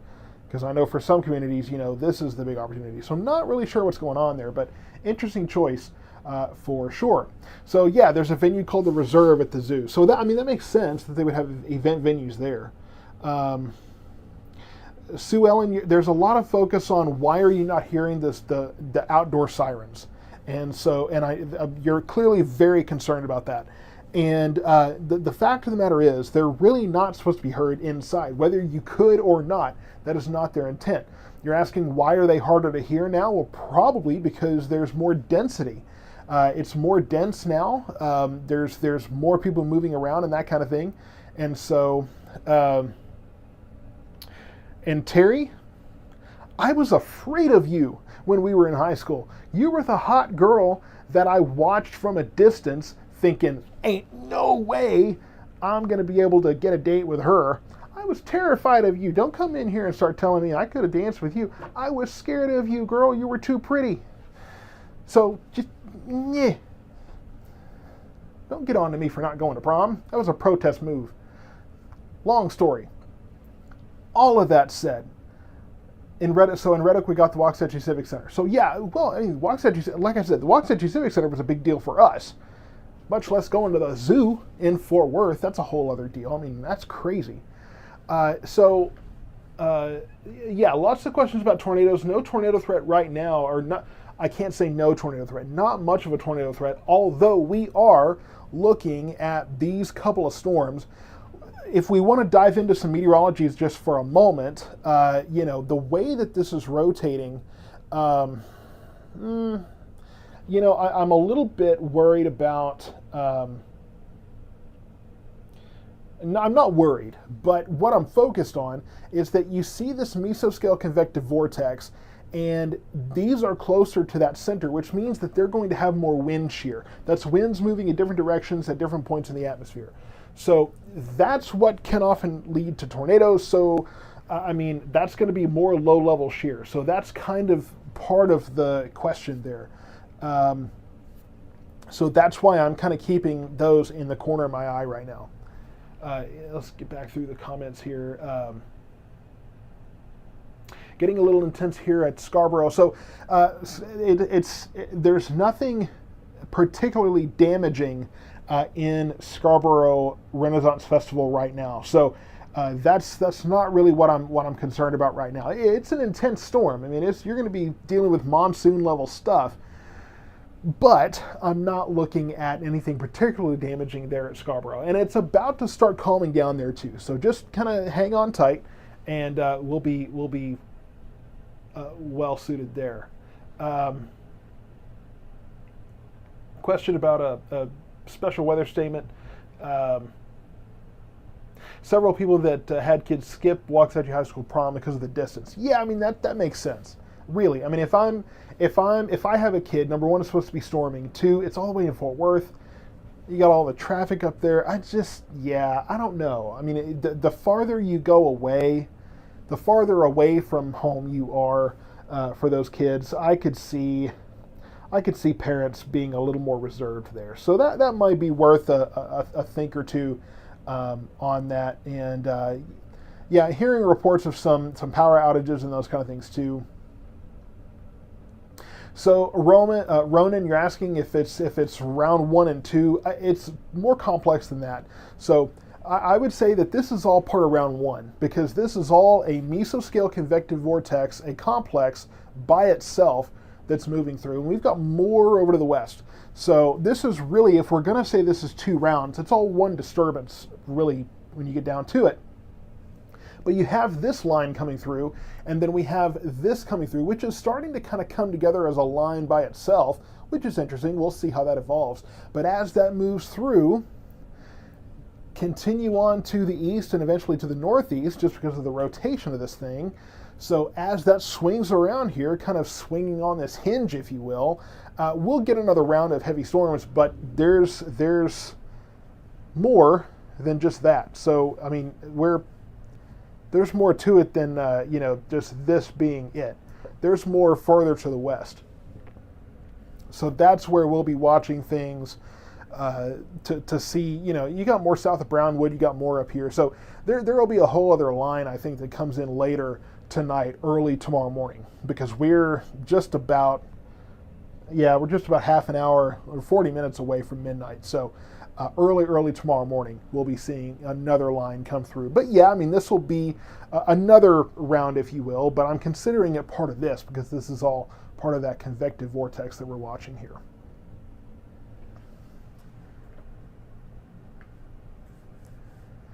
If I can get the mouse to work here. Again, it's just been giving me fits lately. It's a wireless mouse, and everybody tells me that wireless is the problem, but it's not like I can really put up with a cord stretching all the way over to the computer from here. So that's kind of where we're at. And Ennis, you're getting the heat of it right now, the heaviest of the storms, but at least of this part of the complex, that will be moving out. That will be getting out of here. And then from there, you should be putting up with less going on. Now, I will say that Evan may correct me tomorrow. Evan Andrews, Fox 4, kind of a mentor of mine, a good friend. He may correct me tomorrow and say, no, that was the disturbance, that was the low. But looks to me like a mesoscale convective vortex. I mean, as small as this thing is, as tight as that thing is, I'm pretty sure that's an MCV. So I'll ask him tomorrow, and I may be put in my place, but that's what it looks like to me. I've seen several of those, and I love these things. They're really fascinating to watch. Yeah, so getting reports of heavy stuff going on in Kearns right now. So Kearns, I know we got friends over in Elm Flats over there. So right there on the lake, yeah, you're definitely getting some heavier activity there. Heavier activity over in Ennis. Looks a little less noisy there in northern Ellis and Johnson counties here. But from Ennis on down to Kearns and on down the river here on the east side of Fairfield there, yeah, definitely some intense. I mean, you can see all the lightning and heavy rain there. So it's a noisy storm. It's going to make itself known, but it's not going to be any anything too terribly damaging. A lot more bark, I think, than bite to that particular storm. Do you know what to expect in Keene tonight? Well, I mean, more of this. So you're in Keene, so it's just going to be more of the same. Showers, thunderstorms, heavy rain, lightning, thunder. And then farther south, we are watching for what could be materializing just another wave like this that could move through before we start to see what's farther west moving through too. Megan, you asked about how's the dog going after parvo. Going great. She is healthy. She's eating. She's doing well. She's completely back to normal. Chelsea, what kind of storm is an MCV? So you have a low pressure system, right, which can cover multiple states, right? The difference is this one is much smaller. This is the whole thing right here. So it's like a low pressure system, only it's very much smaller. It's on the what we call the mesoscale. And it can form within these systems, right, where you just kind of get a center of low pressure, and then it starts rotating counterclockwise, and yeah, so that's what you're looking at in terms of a mesoscale convective vortex. They happen sometimes that usually don't mean anything too big a difference one way or the other. Sometimes they can, but sometimes you have these disturbances or these systems come through, and these little things form up, and they kind of do this, and that's just how they are. But that's just a kind of a matter of how some of these things go. So that looks like what we have going on right now. Hearing a lot of reports along 45 here of how heavy this storm is, and it is heavy, and it's starting to. That will be clearing out of Kearns very soon here. Going to be moving into Henderson County, up into Kaufman and Van Zant there. So that will be hydroplaning on 287 between Ennis and Waxahachie. Heading into Waxahachie at 45 miles per hour. You do have to be careful in this stuff. This rain and the the roads, it's no joke. Again, that's why I'm concerned about Fort Worth. These kids coming back, because they're going to be driving through quite a bit. No, I mean, it's 11:30, just about 11:30 right now. And, it's, I don't know what time they're going to be headed back, right? I'm not sure I don't remember what time prom ends or what time they're actually headed home.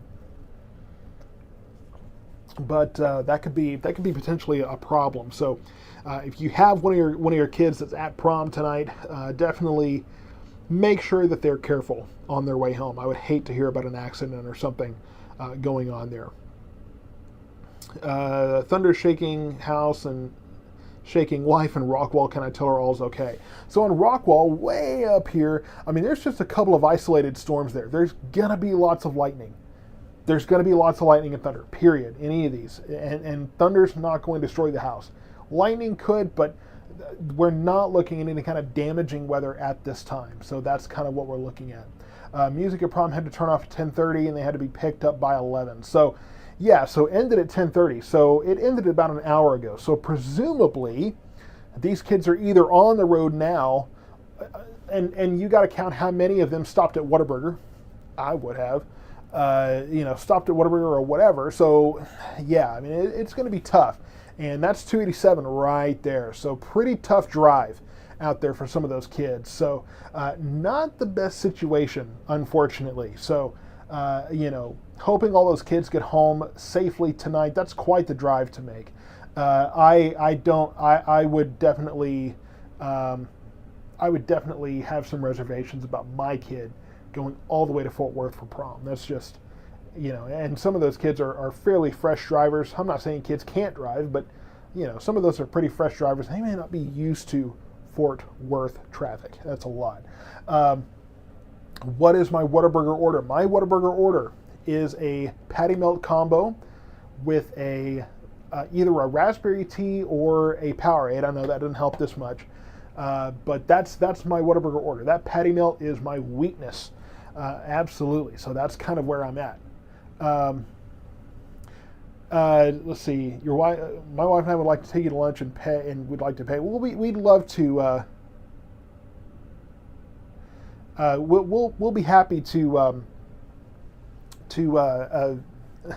let you pay for lunch sometime. We'll make that happen sometime soon. Check the National Weather Service website, a special weather statement in the Huntsville area, so just short of the South Metro weather. Yeah, so that's down. Well, let me get out of the way in the right direction here, just past the logo here. So that's that special weather statement. That's probably going to be for, again, some gusty winds, 40 to 50 mile per hour winds, probably some penny-sized hail, that kind of thing. So that's going to be farther away from our area. Honey barbecue chicken strip sandwich, sub honey barbecue with honey butter, extra honey butter. Okay, well, you like yours just slathered in honey butter, and that sounds like an interesting order. That's an interesting plan there. Honey butter chicken biscuits. Yeah, it's.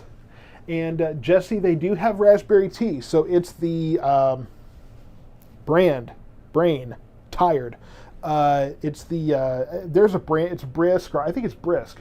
They do have raspberry tea, so I don't think a lot of people order that usually, but yeah, that's kind of what we're looking at. So any concern for the DFW area? I mean, this is what we're looking at. So that's moving into the Dallas-Fort Worth area right now. So we do have heavy thunderstorms. They're not severe at this time, but there are heavy thunderstorms moving into Dallas and Arlington and eventually Fort Worth right now. So it's moving out of Ellis County right now. It's taking its time though, so that's moving through there. And what you notice is that here, and this is going to be interesting. So this is going to be interesting to watch. What you notice is that this is starting to come together kind of like a wave as this did. So we'll see this wave come through. And then farther to the west, you see south of Brownwood, there's more convection there. That could turn into another wave. So we can just see waves of heavy rain blowing through here as we go. So it's going to be very interesting to see how this thing kind of comes together. It's like honey barbecue chicken sandwich for the patty melt. Yeah, I mean, kind of. So you and your fiance are driving through the storm right now. Well, be very careful. Make sure that you're staying eyes on the road. Just listen to my very soothing voice. Not soothing at all, trust me. I have my TV voice, as it were. Fuse. Thank you. So it's a Fuse brand. Heavy rains in Ovilla, surprise. Yeah, heavy rain was destined to hit the Ovilla area. 3 to 4 inch an hour rain in Joshua right now. That sounds unfortunately about right. Still flood warnings around the rivers. Yeah, so there's been flood warnings around the rivers for a while now. I think those are just going to stay there until June with all the rain that we've gotten. Coming down hard in the Rocket area, heavy rain, Mansfield. And then it looks like we got some discussion on different Whataburger orders. So I think there's going to be some interesting Whataburger orders tomorrow with people trying different things. Funny enough, one of the things that I usually do after a live stream when I worked for Hope Health, which I'm there again now, and I'll be releasing an announcement on that. Don't worry, it's not going to interfere with this. But when I worked at Hope Clinic from 2017 to 2021, every time I did an event for them, I would go and get a Sonic drink afterwards. That was kind of my tradition. So now, when I finish live streams, usually, probably not tonight, but usually I go and get a patty melt afterwards because I'm usually starving after these 2-3 hour live streams, and sometimes I don't eat much dinner either. So just a kind of a part of the process there. House just shook. Some poor son came flying down the hall. Yeah, the thunder is crazy. The thunder is absolutely nuts with these storms. I mean, I can hear it going nuts right now. Greatly appreciate Kelsey. Thank you so much for your kind words there.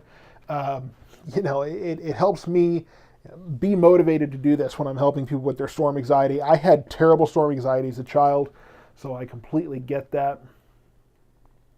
Tons of cloud to ground lightning in the Tyler area.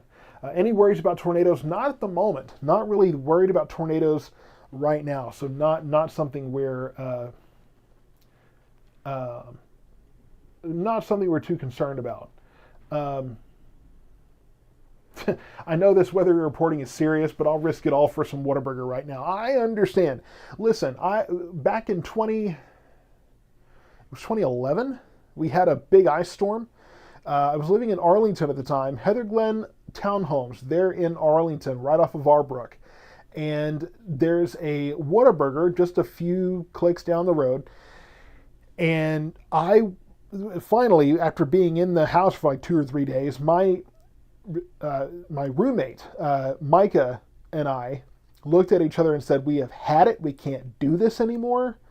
We need Whataburger. So we got there, and we were driving very slow, took our time. There's a hill there and everything, and we got to that final turn, and I turned the truck, and I kept going.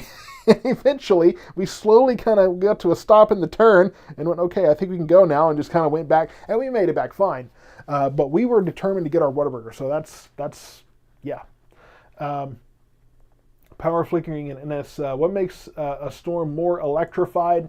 You know, that's something that I want to study more about. Is there something that makes a storm more or less likely to have lightning or anything like that? So I'm not too sure what makes one evening of storms more or less likely to have lightning than another. That's something that I'm going to that's just an area of meteorology that I haven't really put a lot of time into. So that's something I'm going to look into, kind of try to study up more on. And I'm going to be doing some studying this summer as well when things calm down, to kind of get onto some of those more obscure things I haven't really looked into yet. And some of those things where, you know, you're looking at the weather and going, I'm not too sure exactly what the details are on that, or if there's been studies, right? If there's been research on that. That's also something else I want to look into, is kind of those research things. The weather is serious, but is Waffle House closed? Probably not. I doubt Waffle House is closed at this point. So I think we're good there. Love storms and have chased a few in your day. Curious what school you'd recommend to get a better education. If you want to go to a good school for meteorology, there are two that stand out. The University of Oklahoma is kind of the standard bearer, but Texas Tech should not be slept on in terms of really, for one, anything. But Texas Tech has a great meteorology school. And if you want to learn about tornado damage and how storm shelters are built to withstand those, Texas Tech is where they certify storm shelters by firing 2x4s at them at F5 speeds to see if they can break through those materials. So that's a really, really good opportunity there. Whataburger should sponsor you. That'd be pretty interesting.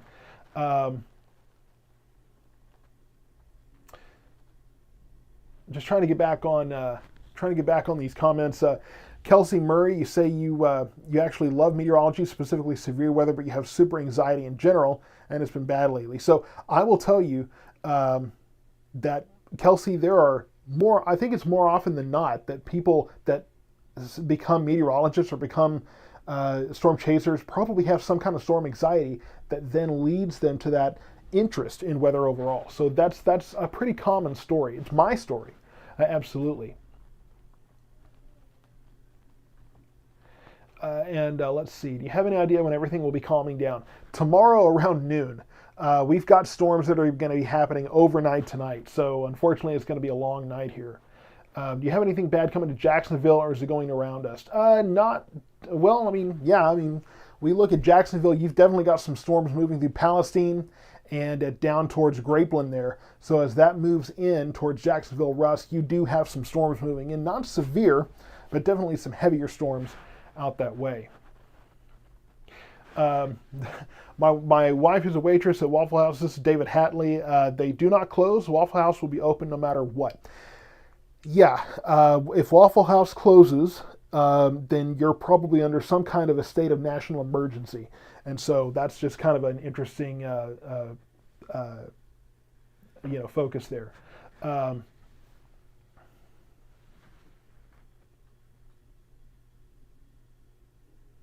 And let's see, Texas Tech would be at the forefront of shooting 2x4s into the wind to see what happens.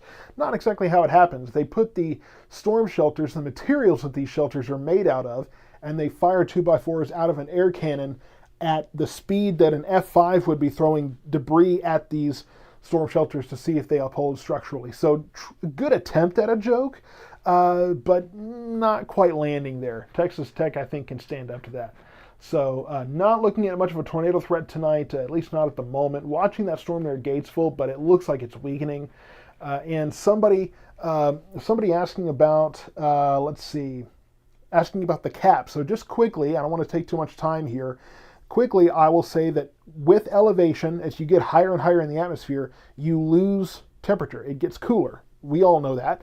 But there's comes a point where all of a sudden you get up to a certain point and you hit this warm layer of air where it warms up instead of cooling down, and that limits storm development because it wants to keep the air to keep getting thinner for it to keep getting cooler, and that's what keeps storms growing. But when they hit that cap, that keeps those storms from growing, keeps them from becoming too intense and too organized. So the cap is a warm layer of air that interrupts storm development because the temperatures do not continue to drop. So that's just kind of a quick run on the cap there.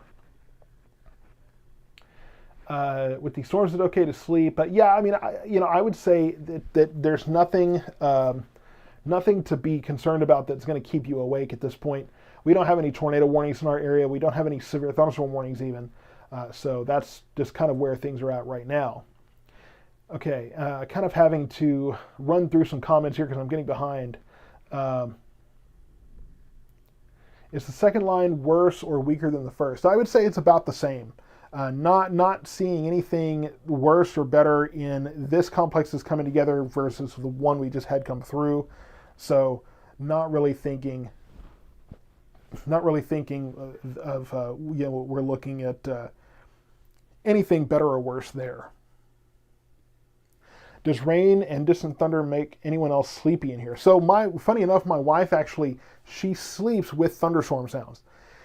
To me, it just sounds like work, but apparently it's relaxing to her. So kind of my fear now is that if I do have storms coming in, my brain is going to be trained to hear thunderstorm sounds and sleep through it. So if I sleep through a thunderstorm, that's probably why. So getting reports of hail in Midlothian. If you're getting hail in Midlothian, if you could let me know a size, that would be great, and a location there. That would be very helpful indeed. Thank you, Rhonda, for your Venmo donation. Greatly appreciated there. I hope I haven't missed any of those. We've been sitting here chatting, so hopefully I haven't missed anything there. And if I have, I apologize. I usually try to keep up with that. Yeah, I think we're good there though. Okay, yeah, I think we're all caught up there.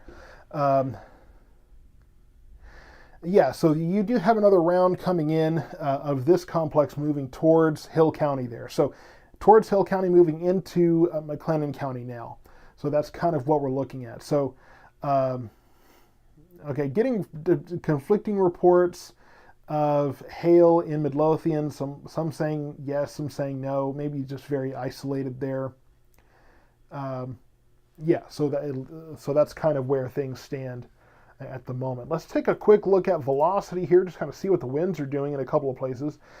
We were watching for some possible rotation near Gatesville. Looks like that's no longer the case.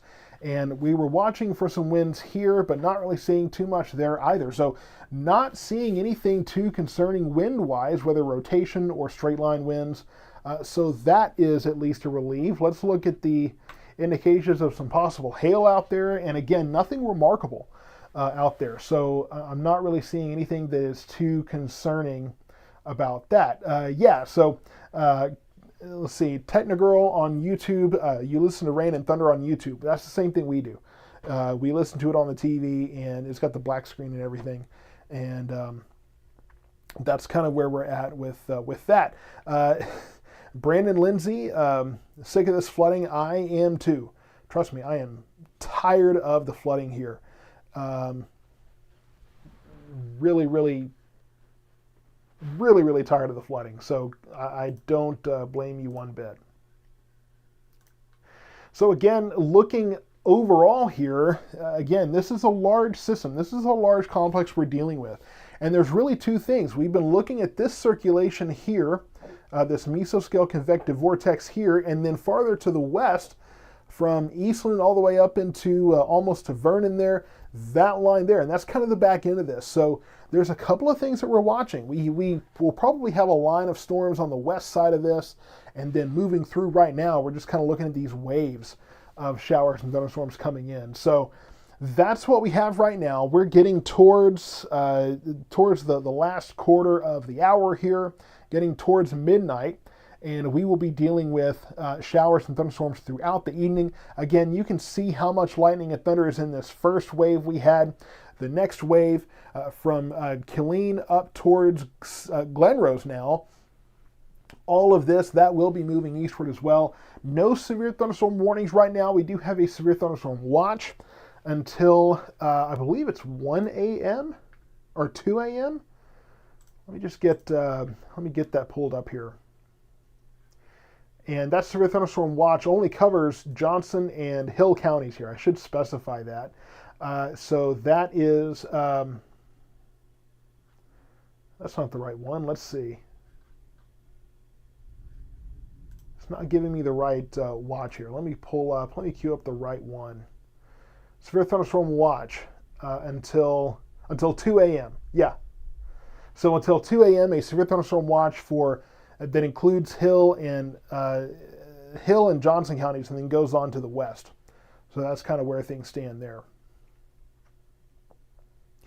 Just checking some comments here. Get this man some Whataburger. Hey, if Whataburger wants to send me something, I feel like we should just have one of those little bank tube things. Make a patty melt just appear in here, right? Because nobody should be driving in this, not me or not anybody else. So that's just kind of the way that is. But I'm sure I will be indulging in a patty melt fairly soon. If not tonight, we'll make it happen tomorrow, one way or the other. Corsicana, you're tuning in here. I see somebody from there. So yeah, Corsicana, you're definitely seeing a kind of another wave of some storms here. Ramsey Perez, is there any correlation between wind velocity and direction and lightning activity? I'm not thinking so, but I mean, I don't know for sure. I don't think so. A correlation between wind velocity and lightning activity. I don't imagine so, but there could be. Debbie asking, or W asking, hey Kevin, how is Quinlan, Royce City looking tonight? Royce City, I believe. Let me before I move the radar all around, let me check something here.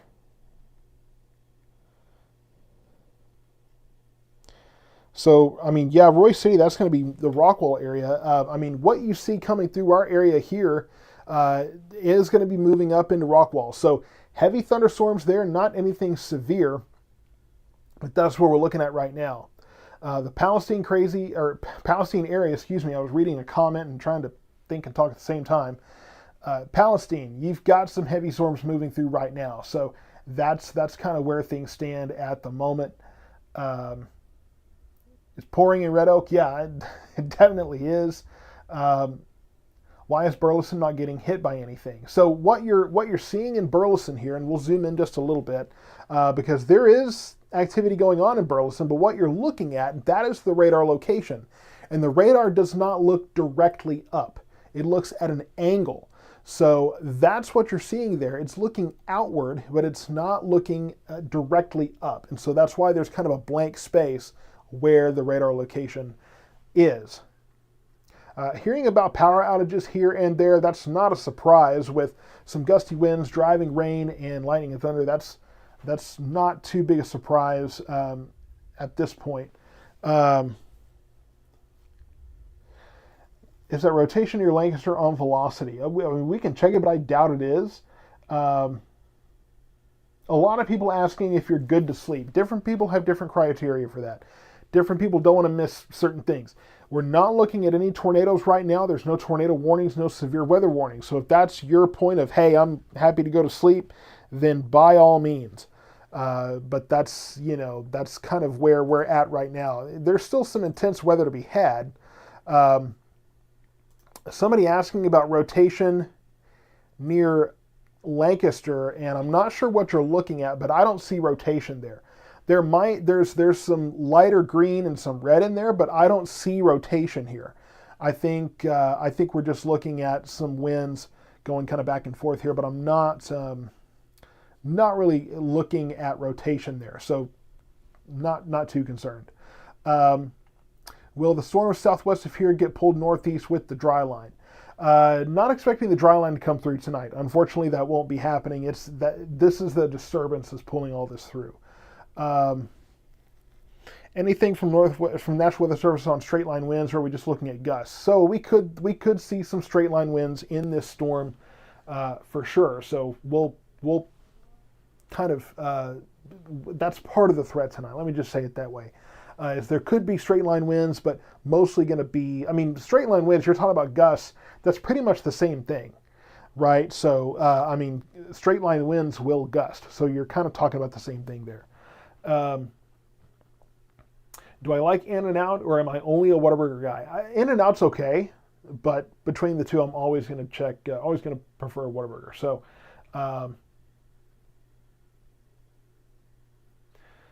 yeah, Kingwood, Texas got the worst flooding this time than Harvey was insane. Yeah, Harvey was a mess for sure. Had a tornado drop the other day without any warning, not even a watch. Richard Dodson, I'm not sure where you are, but I'm curious to know your location. Not likely to see tornadoes tonight. Pretty low tornado threat, just because of the way these are organized. The best way to get a tornado, frankly, is to have clear space, frankly, for one. It's not required, but when you have that open space, that dry air is part of forming that tornado. So there's not a whole lot of that to really feed a circulation at this point, so I'm not really that concerned about tornadoes right now. Richard Dodson, okay, well, we're in north central Texas, so that's why I'm not really familiar with that story. But we just had a new flash flood warning issued. And the last question, yes, and we'll get to the rain there. So we just had a new, just had a new flash flood warning issued for Johnson County here. So Johnson County, that's Keene and Cleburne and Joshua and Burleson, Venus, Alvarado, Rio Vista, Grandview there. So this is where we have this, and Godly there in Crescent. This is the new flash flood warning. There's no tornado in University Park right now. So I'm not sure what Yanni Menendez is talking about, but I don't think there's a tornado in University Park right now. Not going on. So flash flood warning here, a new flash flood warning also for Bosque County. So I talked about this, and it's not displacing much. It's moving, but it's not displacing from one place to another very quickly. And so that is causing some increased flooding issues there. So as this moves in, that will be the main risk here. It's going to be loud. There's going to be lightning and thunder. There could be some gusty winds there, but that is going to be the primary risk of that. Hang on just 1 second here.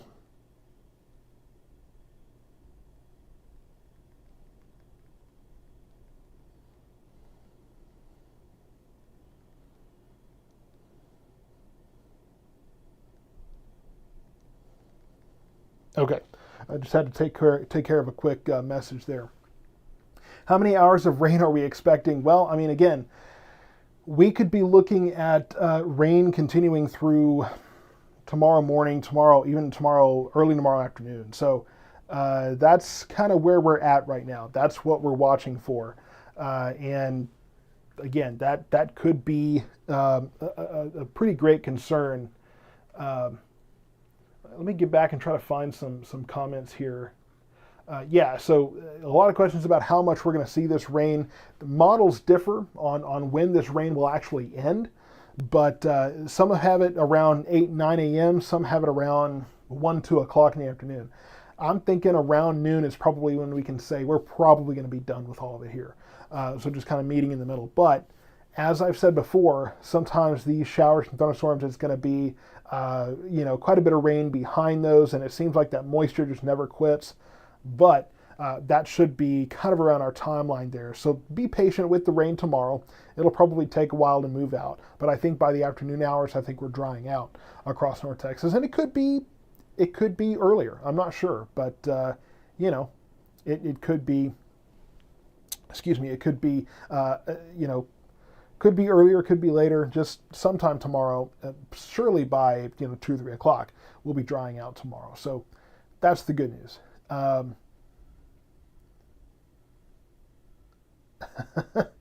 So so Whataburger is definitely dominating the conversation tonight. That's really funny. Um, yeah, Whataburger is not a sponsor here. That's just part of the conversation. Uh, this is not a paid endorsement. Just I forget how we got onto the conversation, but um, just yeah, it's I think folks are starting to get a little bit too take the Whataburger talk a little too seriously here. Excuse me. So that's. Um, I know we're getting a few questions about morning flights, and I mean there could be impacts on morning flights. I mean, considering the fact that it's going to rain most of the night, could be rain and lightning and thunder in the morning. It could easily there could easily be some more some delays at airports tomorrow morning. I would definitely keep that in mind. Yeah, I would definitely keep some attention um, on those flight developments tomorrow morning because it could very easily be a delay there. And some people take Whataburger very seriously. I hear that.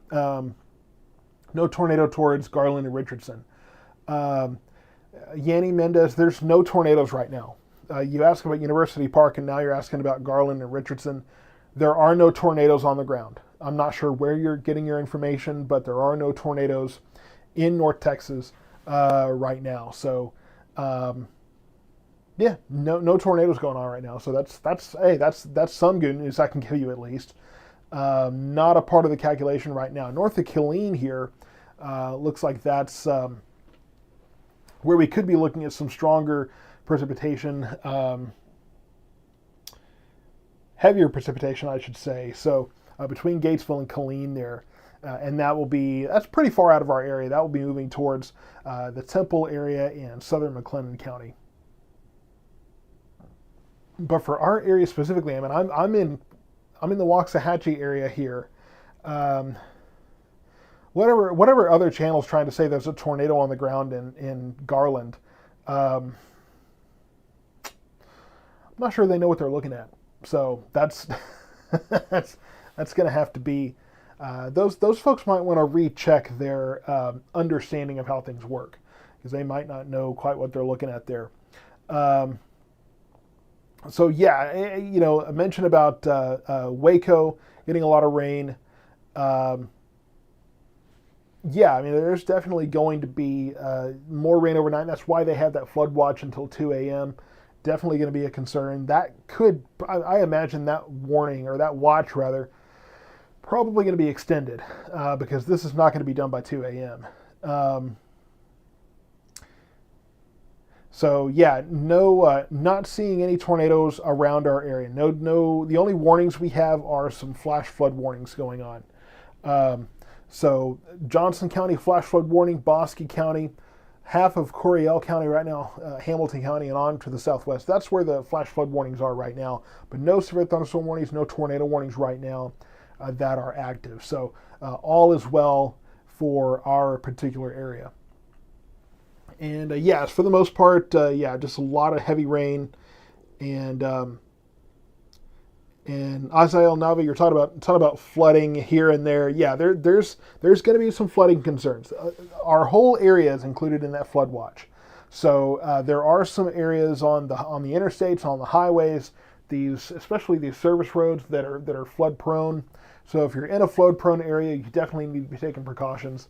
But you're naming a lot of different places. But yeah, there's likely to be flooding in a variety of different places. Let's see, trying to kind of follow the comments here. Gatesville, lots of lightning, and so Gatesville, the good news is that there's more noise and more light in that storm than there is really anything damaging, I think, there.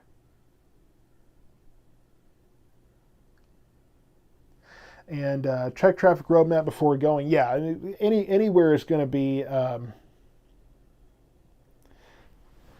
Anywhere is going to be getting quite a bit of rain. So if you're having to travel anywhere tonight, you definitely want to try to check all of that. Try to check as much of that traffic information as you can. Yeah, well, and a comment on YouTube. It looks like the whole thing is spinning, like it's trying to start a tornado. That's the difference here. Is you have the whole system. The whole system is rotating, and that's again a mesoscale convective vortex. But we don't have rotation within a storm. That's what it takes to start a tornado. So it's a kind of a different deal. So that's very different circulation than what we're seeing overall on the screen. Just a kind of a different meteorological level there. Yeah, and I mean, I know that, tornadoes are fun to talk about, and that you have to take it seriously, though. When we're, and somebody's asking if I'm new to this, definitely not new to this. I've been doing this for a while here. When you talk about tornadoes on streams, you have to really be careful with that, because we do have these people with storm anxiety, and that, trust me, that can really, really scare people if you start talking about, tornadoes and those kind of things. And, we have people all the time on this chat that, hey, there's a tornado in Lancaster, and they don't know. They don't know where that's coming from, but they're just putting that out there, and that's it. So that's where things, that's where we have to be careful, is when we mention tornadoes. Let's try to keep it to what's factual and what we know to be true, or at least fairly well focused. And so just trying to follow the chat here. And tornadoes are fun to talk about. So okay, and somebody in the YouTube chat. Man, the YouTube chat tonight is wild. I guess that's where all the trolls and bots are. But yeah, it's weird. I'll tell you, there is definitely a big difference between the YouTube chat and the Facebook chat. Big difference there. So let's talk about the timelines between some of these storms. I would say you're asking about Venus, so I would say this is going to be moving into the Hillsborough area. Probably, I mean, it's not, as I mentioned, this section of it is not displacing very quickly, and so in the Bosque County area, I mean, it's moving, but it's not displacing as quickly. So it's going to be in the Hillsborough area. That's where we're looking a little bit more. That's why you have your flash flood warning there. That's what I'll say, is that flash flood warning is for the fact that it's moving, but it's not displacing very well. So we're going to continue to watch that move eastward, not terribly quickly. So I would say that's probably going to be in Hillsborough in the next 45 minutes or so. So, and then the Gatesville storm, that's going to be moving into McLennan County fairly quickly here. You can see that eastward progress. But yeah, this part of the storm, unfortunately, that's the bigger flood risk because it's not moving as quickly. And so in the Venus area, that's where you were asking for a timeline. I would say I'm not really too concerned with this moving in very quickly, because that's going to continue. It's going to take its time moving eastward. So I think there was somebody that was, that took issue with me saying that tornadoes are fun to talk about. Go on social media and you'll find out very quickly that people love talking about tornadoes. And there are a lot more people that have fun talking about tornadoes than people that take weather seriously. So I'm not saying that I enjoy talking about tornadoes. I'm not saying I enjoy tornadoes in general. I'm commentating on social media here. And I happen to know a thing or two about social media. So don't think that I'm enjoying tornadoes. Not how that works. And if you're just trying to corner me, then it's not going to work. I've been at this for a while. So yeah, it looks like the Dallas Metro is about to get hit with torrential rain. Yeah, I mean, it's in there now. It's moving into downtown Dallas now. I won't be surprised to see a flash flood warning for the Dallas area very quickly, just because of the urban flooding that's probably going on right now. Suzanne Littleton, as far as so a lot of folks get frustrated about the town names on this map. The way it works, and let me zoom out a little bit. So the farther we zoom out, you lose some of those names because the area gets smaller and smaller. So as we continue to zoom in, Then we can start to bring some of the smaller towns in. And I don't have any control over that. I believe this is Radar Scope, and it's powered by Mapbox. So Mapbox's software, their data, I guess their data API, is used to load in the map. So I can't really control at what point, you zoom out here and the counties are too small. It's too broad a scale to have all the towns on there, right? So that's kind of where we're at as far as the towns popping up or going away. I don't have any control over that. So it's just as you zoom in and out, it's the same as Google Maps or Apple Maps, those kind of things. When you change the scale, you gain or lose some towns there. Okay, and Brandon, watching another channel saying the storm in Gatesville increasing to Waco to be possible spot for a tornado. So again, I don't know. The thing is, man, some of these people that are streaming about weather. I mean, I've seen 11, 12-year-olds that are on YouTube calling balls and strikes on these storms. No clue what they're talking about, and they'll tell you this whole thing. They'll tell you that this mesocell convective vortex circulation, which is not as intense as it was, that's going to cause a tornado. That's not how it works. They're just looking at a spin. Oh, there's a tornado, because all they see is rotation. You got to know the difference here. So you have to be very, very careful about the sources that you're following. And if you tell me that you don't believe me, I don't blame you. Okay, you may have a different preferred source, but just be careful who you're listening to, because the way that social media has democratized things, really, I mean, you can get anyone of basically any age and any experience level, whether you've been doing it a while or you have no clue. You're out there, and a lot of people are going to tune in and think that you know exactly what you're talking about. So, and Kenneth Hicks, you're doing a lot of very specific commentary there, so I'm not sure what all you're working on there. But yeah, I don't know where are these channels. They're just calling out tornadoes everywhere. I think we've had a lot of people that have turned on to weather streaming after all the tornadoes in Nebraska and Kansas and Iowa, and they see that there's profit to it. For one, they see Ryan Hall going out there and just streaming storms, so then they want to copycat Ryan Hall, and they see that Ryan Hall is successful by hyping weather, and so they want to go do it and get a following that way. That's the mess that weather streaming has become. And plus, you have these guys that get out there and they're streaming all over the country. They're covering storms all over the place. They jump in and they've got nothing else to do, so they jump in and they just start streaming wherever storms are happening. They may not know the lay of the land. I do. There is half the reason that I do what I do is because I'm geographically limited. I know my territory. There are guys in New York that are going and streaming in Nebraska, have no clue what they're talking about. So this is why I'm focused on this area. That's why I'm focused on North Central Texas, an area that I know.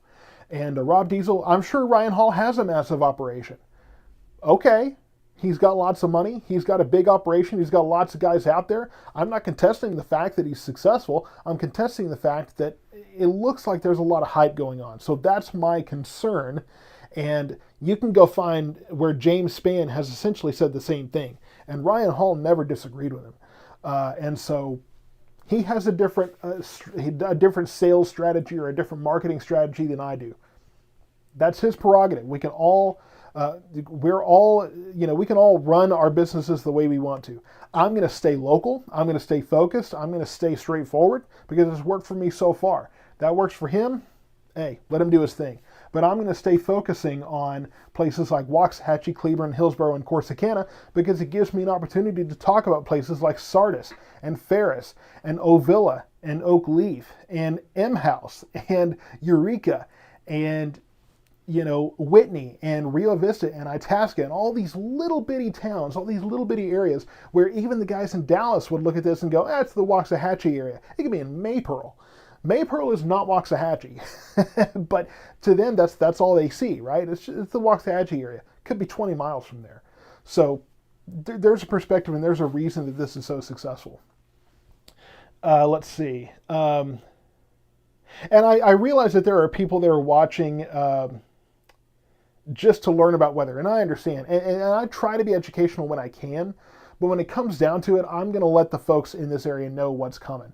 Tonight, we're able to be a lot less intense with the stream because there's not a lot of severe weather going on. Frankly, it's a whole lot of lightning, rain, and thunder, and it's enough to be annoying, right? I think this is our 400th rainstorm in so many days at this point. It feels like it. So that's kind of the way things go.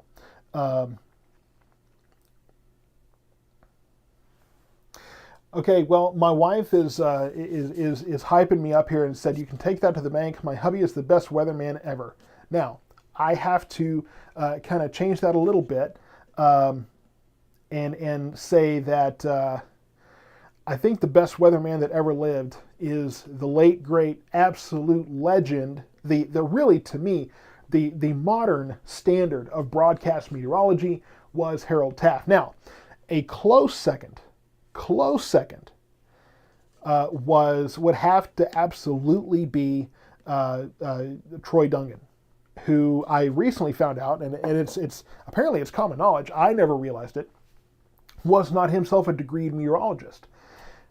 Let me have anyone try to tell me that Troy Dungan didn't know what he was doing and what he was talking about.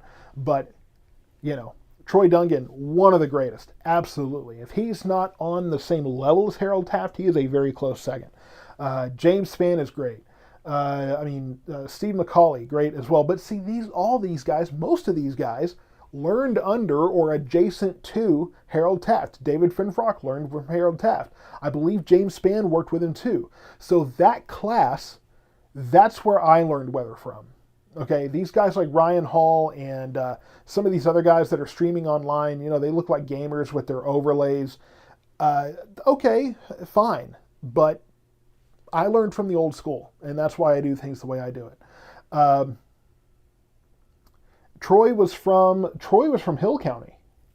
Troy Dungan was from Hill County, I believe, from that area. So that's my understanding. Anyone worried about the Twister remake? I'm cautiously optimistic. Roddy Mom, okay. Well, you're okay. I was waiting for this question to come in. What is my opinion of Pete Delkus? Let me just say also that Pete Delkus, again, I will say that every meteorologist, every weather broadcaster, every weather broadcaster has their own philosophy, their own way of doing things. And a lot of it is driven by news directors, the bosses, right? The people, the program directors and that kind of thing. A lot of these guys that they do let me take my jacket off and that's your signal that weather's bad, or let me roll up my sleeves because that's the signal that the weather might be bad. That started out as, I know I'm going to be under these lights and on the air for like 2 hours. I'm going to take my jacket off and roll my sleeves up because I need to be more comfortable.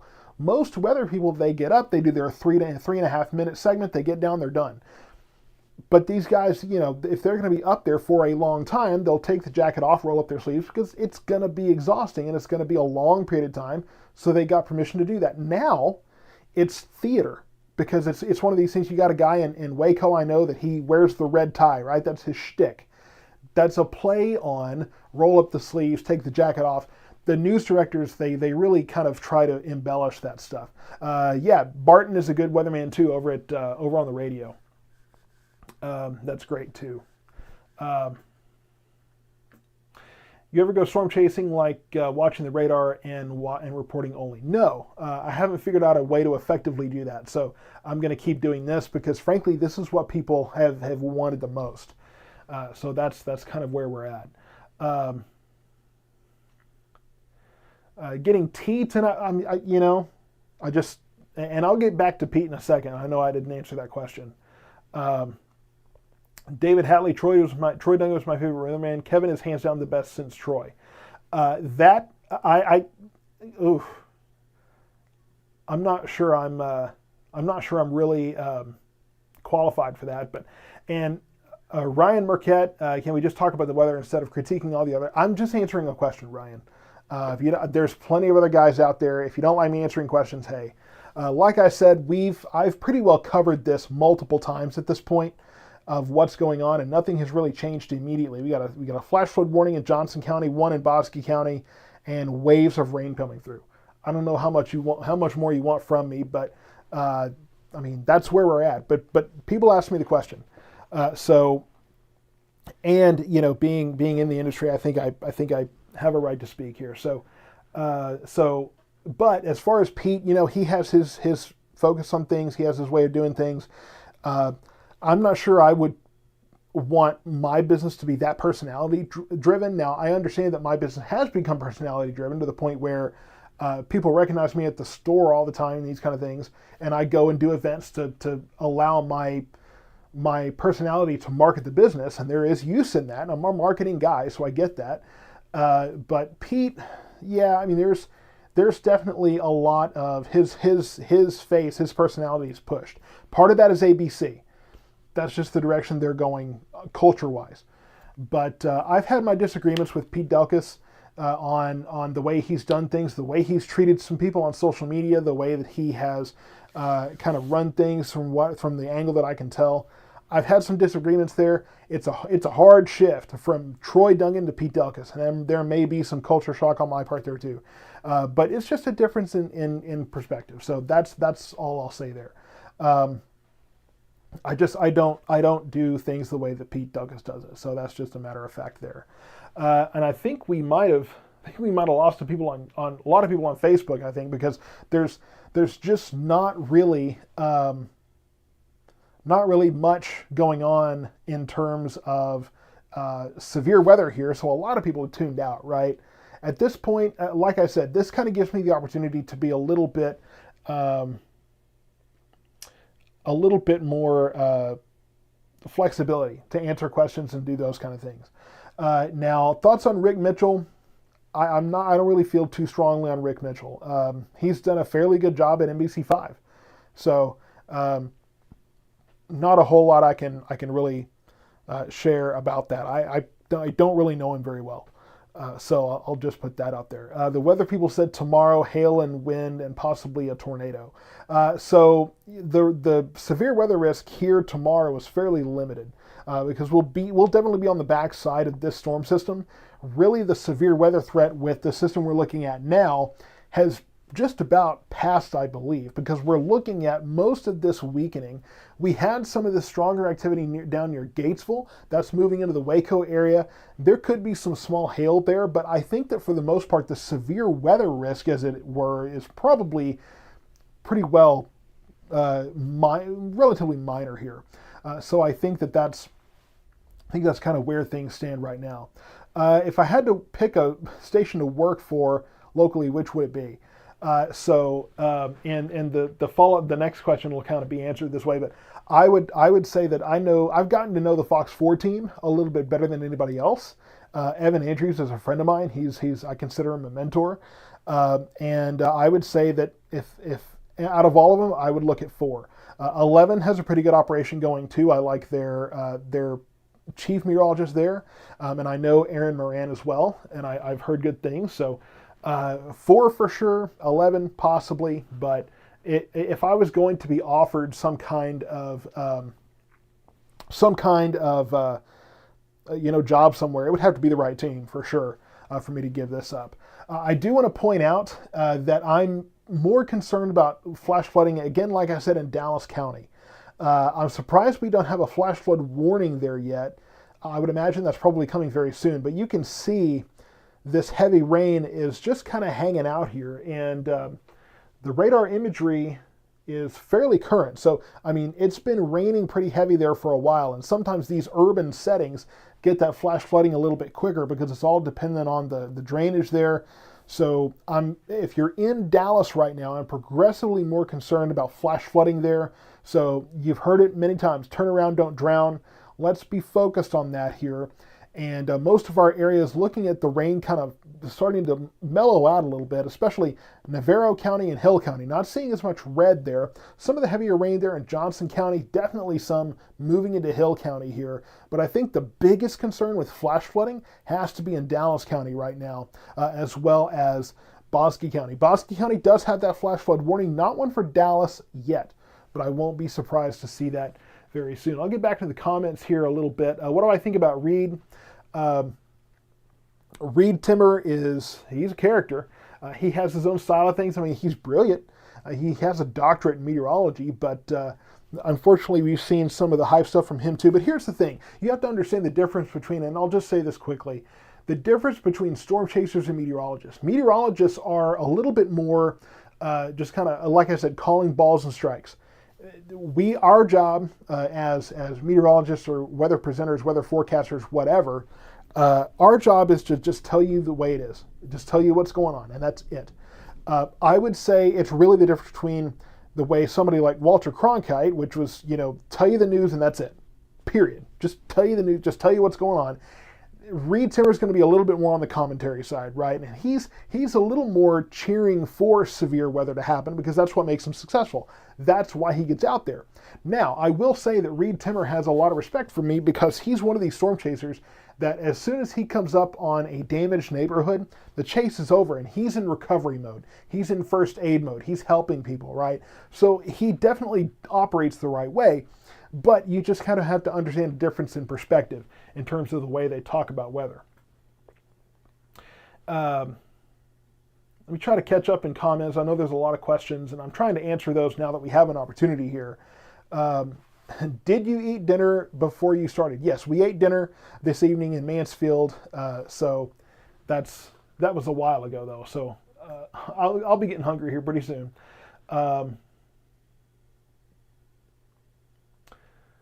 The frogs in the backyard are loving the rain. Yeah, I'm sure they are. And somebody asked where Tyler is.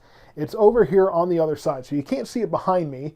I'm focused on my area, but Tyler is right over there, kind of on the back side of this. So the rain is just now starting to make it into the Tyler area now. Not raining there yet, but will be very soon. But it's behind me because I'm focused on, again, our focused area. So that's kind of where things are at right now. And Roddy Mom, I didn't think that was Reed that saved that family. I think that was a different meteorologist or a different storm chaser that saved the family. I don't think that was Reed Timmer. Asking about Henderson County here, so we're starting to get some folks tuning in eastward, probably because it's just moving in. I would say Henderson County, not much of a severe weather threat. We really are looking at a lower severe weather threat. Yes, Roddy, thank you so much. Yeah, it was Freddie McKinney that did that, so that was great. And we'll try to take a peek at velocity here in a moment, but east of here, not much to be concerned about with severe weather. We've noticed a lot of this activity weakening as it goes through our area, so by the time it gets east of us, there's still heavy rain, there's still lightning and thunder, but not really too concerned about too much of that at this point. Not really looking at a tornado threat in Coryell County.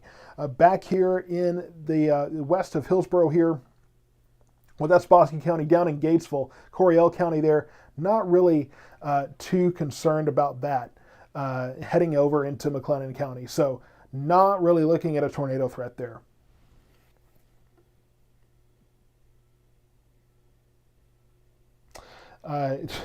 Looks like right up the gut in the heart of Texas. Are you making fun of me now?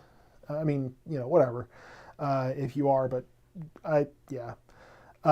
Notice some of the counties are outlined in red. May I ask why? I'm not seeing any counties outlined in red here. The only red that's on the radar is just the, and that's in the radar, that's just indicating heavier precipitation, is what I'm trying to say. It's getting late and I'm tired. Yeah, so there's no red. There's outlined there. Some of these are outlined in green. That's going to be where we have the flash flood warnings. So yeah, you're looking at, so Ninja, if you're looking at the green outlines, that's going to be the flash flood warnings. that are currently into effect. But yeah, no red up here, no red polygons or warnings or anything. Alejandro, I guess this is proof that the Venus bubble is not there. No, really, anybody that says that it never rains where they live because it always goes around you, I would give you Exhibit A. it's definitely not the situation right now where we have to have that debate of, hey, it splits here and goes there. The funniest thing is that when I hear people, and I'll give you an example on this, I'll hear people say, well, it splits and goes around Waxahachie and it goes to Midlothian and Italy. But then people in Italy say, well, it splits Italy and goes into Waxahachie. Somebody's wrong, right? But everybody does it. Everybody says it, right? That's kind of a common matter of conversation in Texas. And you're asking how long is it going to be on tonight? I'm not sure how late I'll be on. I'm fairly exhausted. As you can imagine, we've had storms just back to back to back here. And normally I end these live streams after the severe weather threat has passed, and we're kind of in that place now. And so yeah, we'll do. And I know everybody wants to see a different kind of the radar, so we'll try to show a little bit of everything here. First, I know somebody wanted to look at the velocity. If you're looking for rotation, there's not any rotation that I can see here. So not really much to talk about. No straight line winds or anything, no downbursts or anything like that I can see in our particular area. Maybe some gustier winds in Dallas, where there's that stronger system there, but not seeing anything indicative of rotation here right now. And if anything, it's almost looking like, and we talked about the mesoscale convective vortex here. Looks like I'm not really seeing that so much, but it almost looks like little convective vortex trying to form up here in Dallas. So it could be another one of those. So that's interesting. And man, there's all this, zoom in, zoom out, zoom in. I know everybody wants to control the radar here. But what I'll tell you is the program I'm using is Radar Omega. So if you want to control the radar, then you can't control the stream. Go download Radar Omega, and that'll be your easiest way to see what you're wanting to look at. But I know there's a lot of people that want to zoom in, zoom out, look at specific areas, look at the whole thing. Radar Omega is your friend. That's the program I'm using right now. And that way you can see all the detail you want to, and you don't have to wait for me to zoom in or out or show one thing or another. People wanting a broad view of everything. So that's from Killeen down really to the Rio Grande Valley here. I think we're going to see a straight line, a squall line of storms develop there. The models were pretty right on with that. So that'll be moving through the hill country towards Leander, Austin, San Marcos, and Kerrville, and Bernie there too. So that's going to continue to move that way. And then up here, we're mostly just looking at rain, showers, thunderstorms. There could be some gusty winds, small hail mixed in, but I really don't think that's where we're at. So I the severe weather threat at this point is mostly going to be south of us.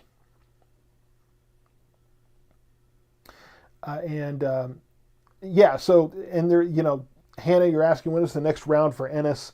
We're kind of getting out of the point where we have rounds of storms here. It's just going to be kind of off and on for the next several hours. So presumably the next area of heavier rain is going to be again from Cleburne down towards Waco, but that's going to take its time making its way over here. I don't really have a timeline on that necessarily, but again, this is going to continue to be a rainy system for the next several hours. I mean, it could be through 8 a.m., it could be through 10 a.m., it could be through noon. Hard to tell exactly when this is going to wrap up tomorrow, but I think certainly by early in mid-afternoon, yeah, I think we'll be mostly done with this. But overall, I think we're going to go ahead and wrap up the stream so that I can take a chance to take a breather, get off my feet a little bit. I have, truth be told, I have a condition called plantar fasciitis that my feet get worn out fairly quickly, and we did a lot of walking today. So I need to get off my feet a little bit and give myself a quick break, but I'll continue to post the updates. The best place to follow this brand for those up to the moment updates when I'm not streaming is Facebook. Facebook or X, I'm posting those updates of, hey, here's where it's here, there, whatever. When I'm not live streaming, those are where most of those kind of periodic updates are. So make sure you find us on Facebook or X out there to find those updates. Thank you so much for sticking around. I know that this was a little more informal. We kind of were able to do that. I like to have these streams where we're a little more informal. I can answer some questions, talk about some meteorology a little bit, and we had to deal with some trolls and that kind of thing. It was weird, kind of a weird situation. And Ben Stefan, sounds like you need one of those gamer setups. Then I understand. I understand that. I understand wanting to get me set up on, sitting in the chair and that kind of thing. And I did that for a while. But the simple fact of the matter is, when people are looking on their phones, that kind of setup, it's hard to follow a cursor. Right? I mean, that screen is not that big. They're revolutionary compared to where I was as a kid, right? But it just doesn't work. This kind of setup is easier for people to follow. Frankly, it's easier for me to kind of direct things, and I would rather just be up here. I'll deal with some foot pain to give the best possible presentation of this brand. So again, thank you so much for sticking around and following the stream here. Again, follow on Facebook and X, South Metro Weather, for the best experience there.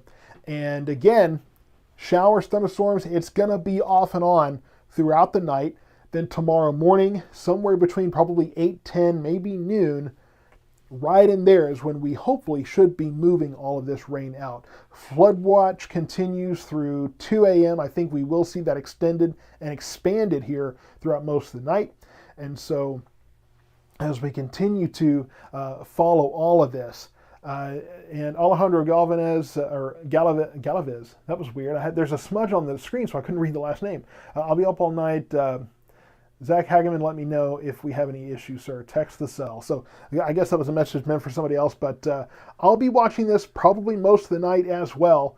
I won't get a lot of sleep. I'll just have to rest tomorrow. But thank you so much for tuning in, and more from South Metro Weather, like I said, on our Facebook page and our X account as well.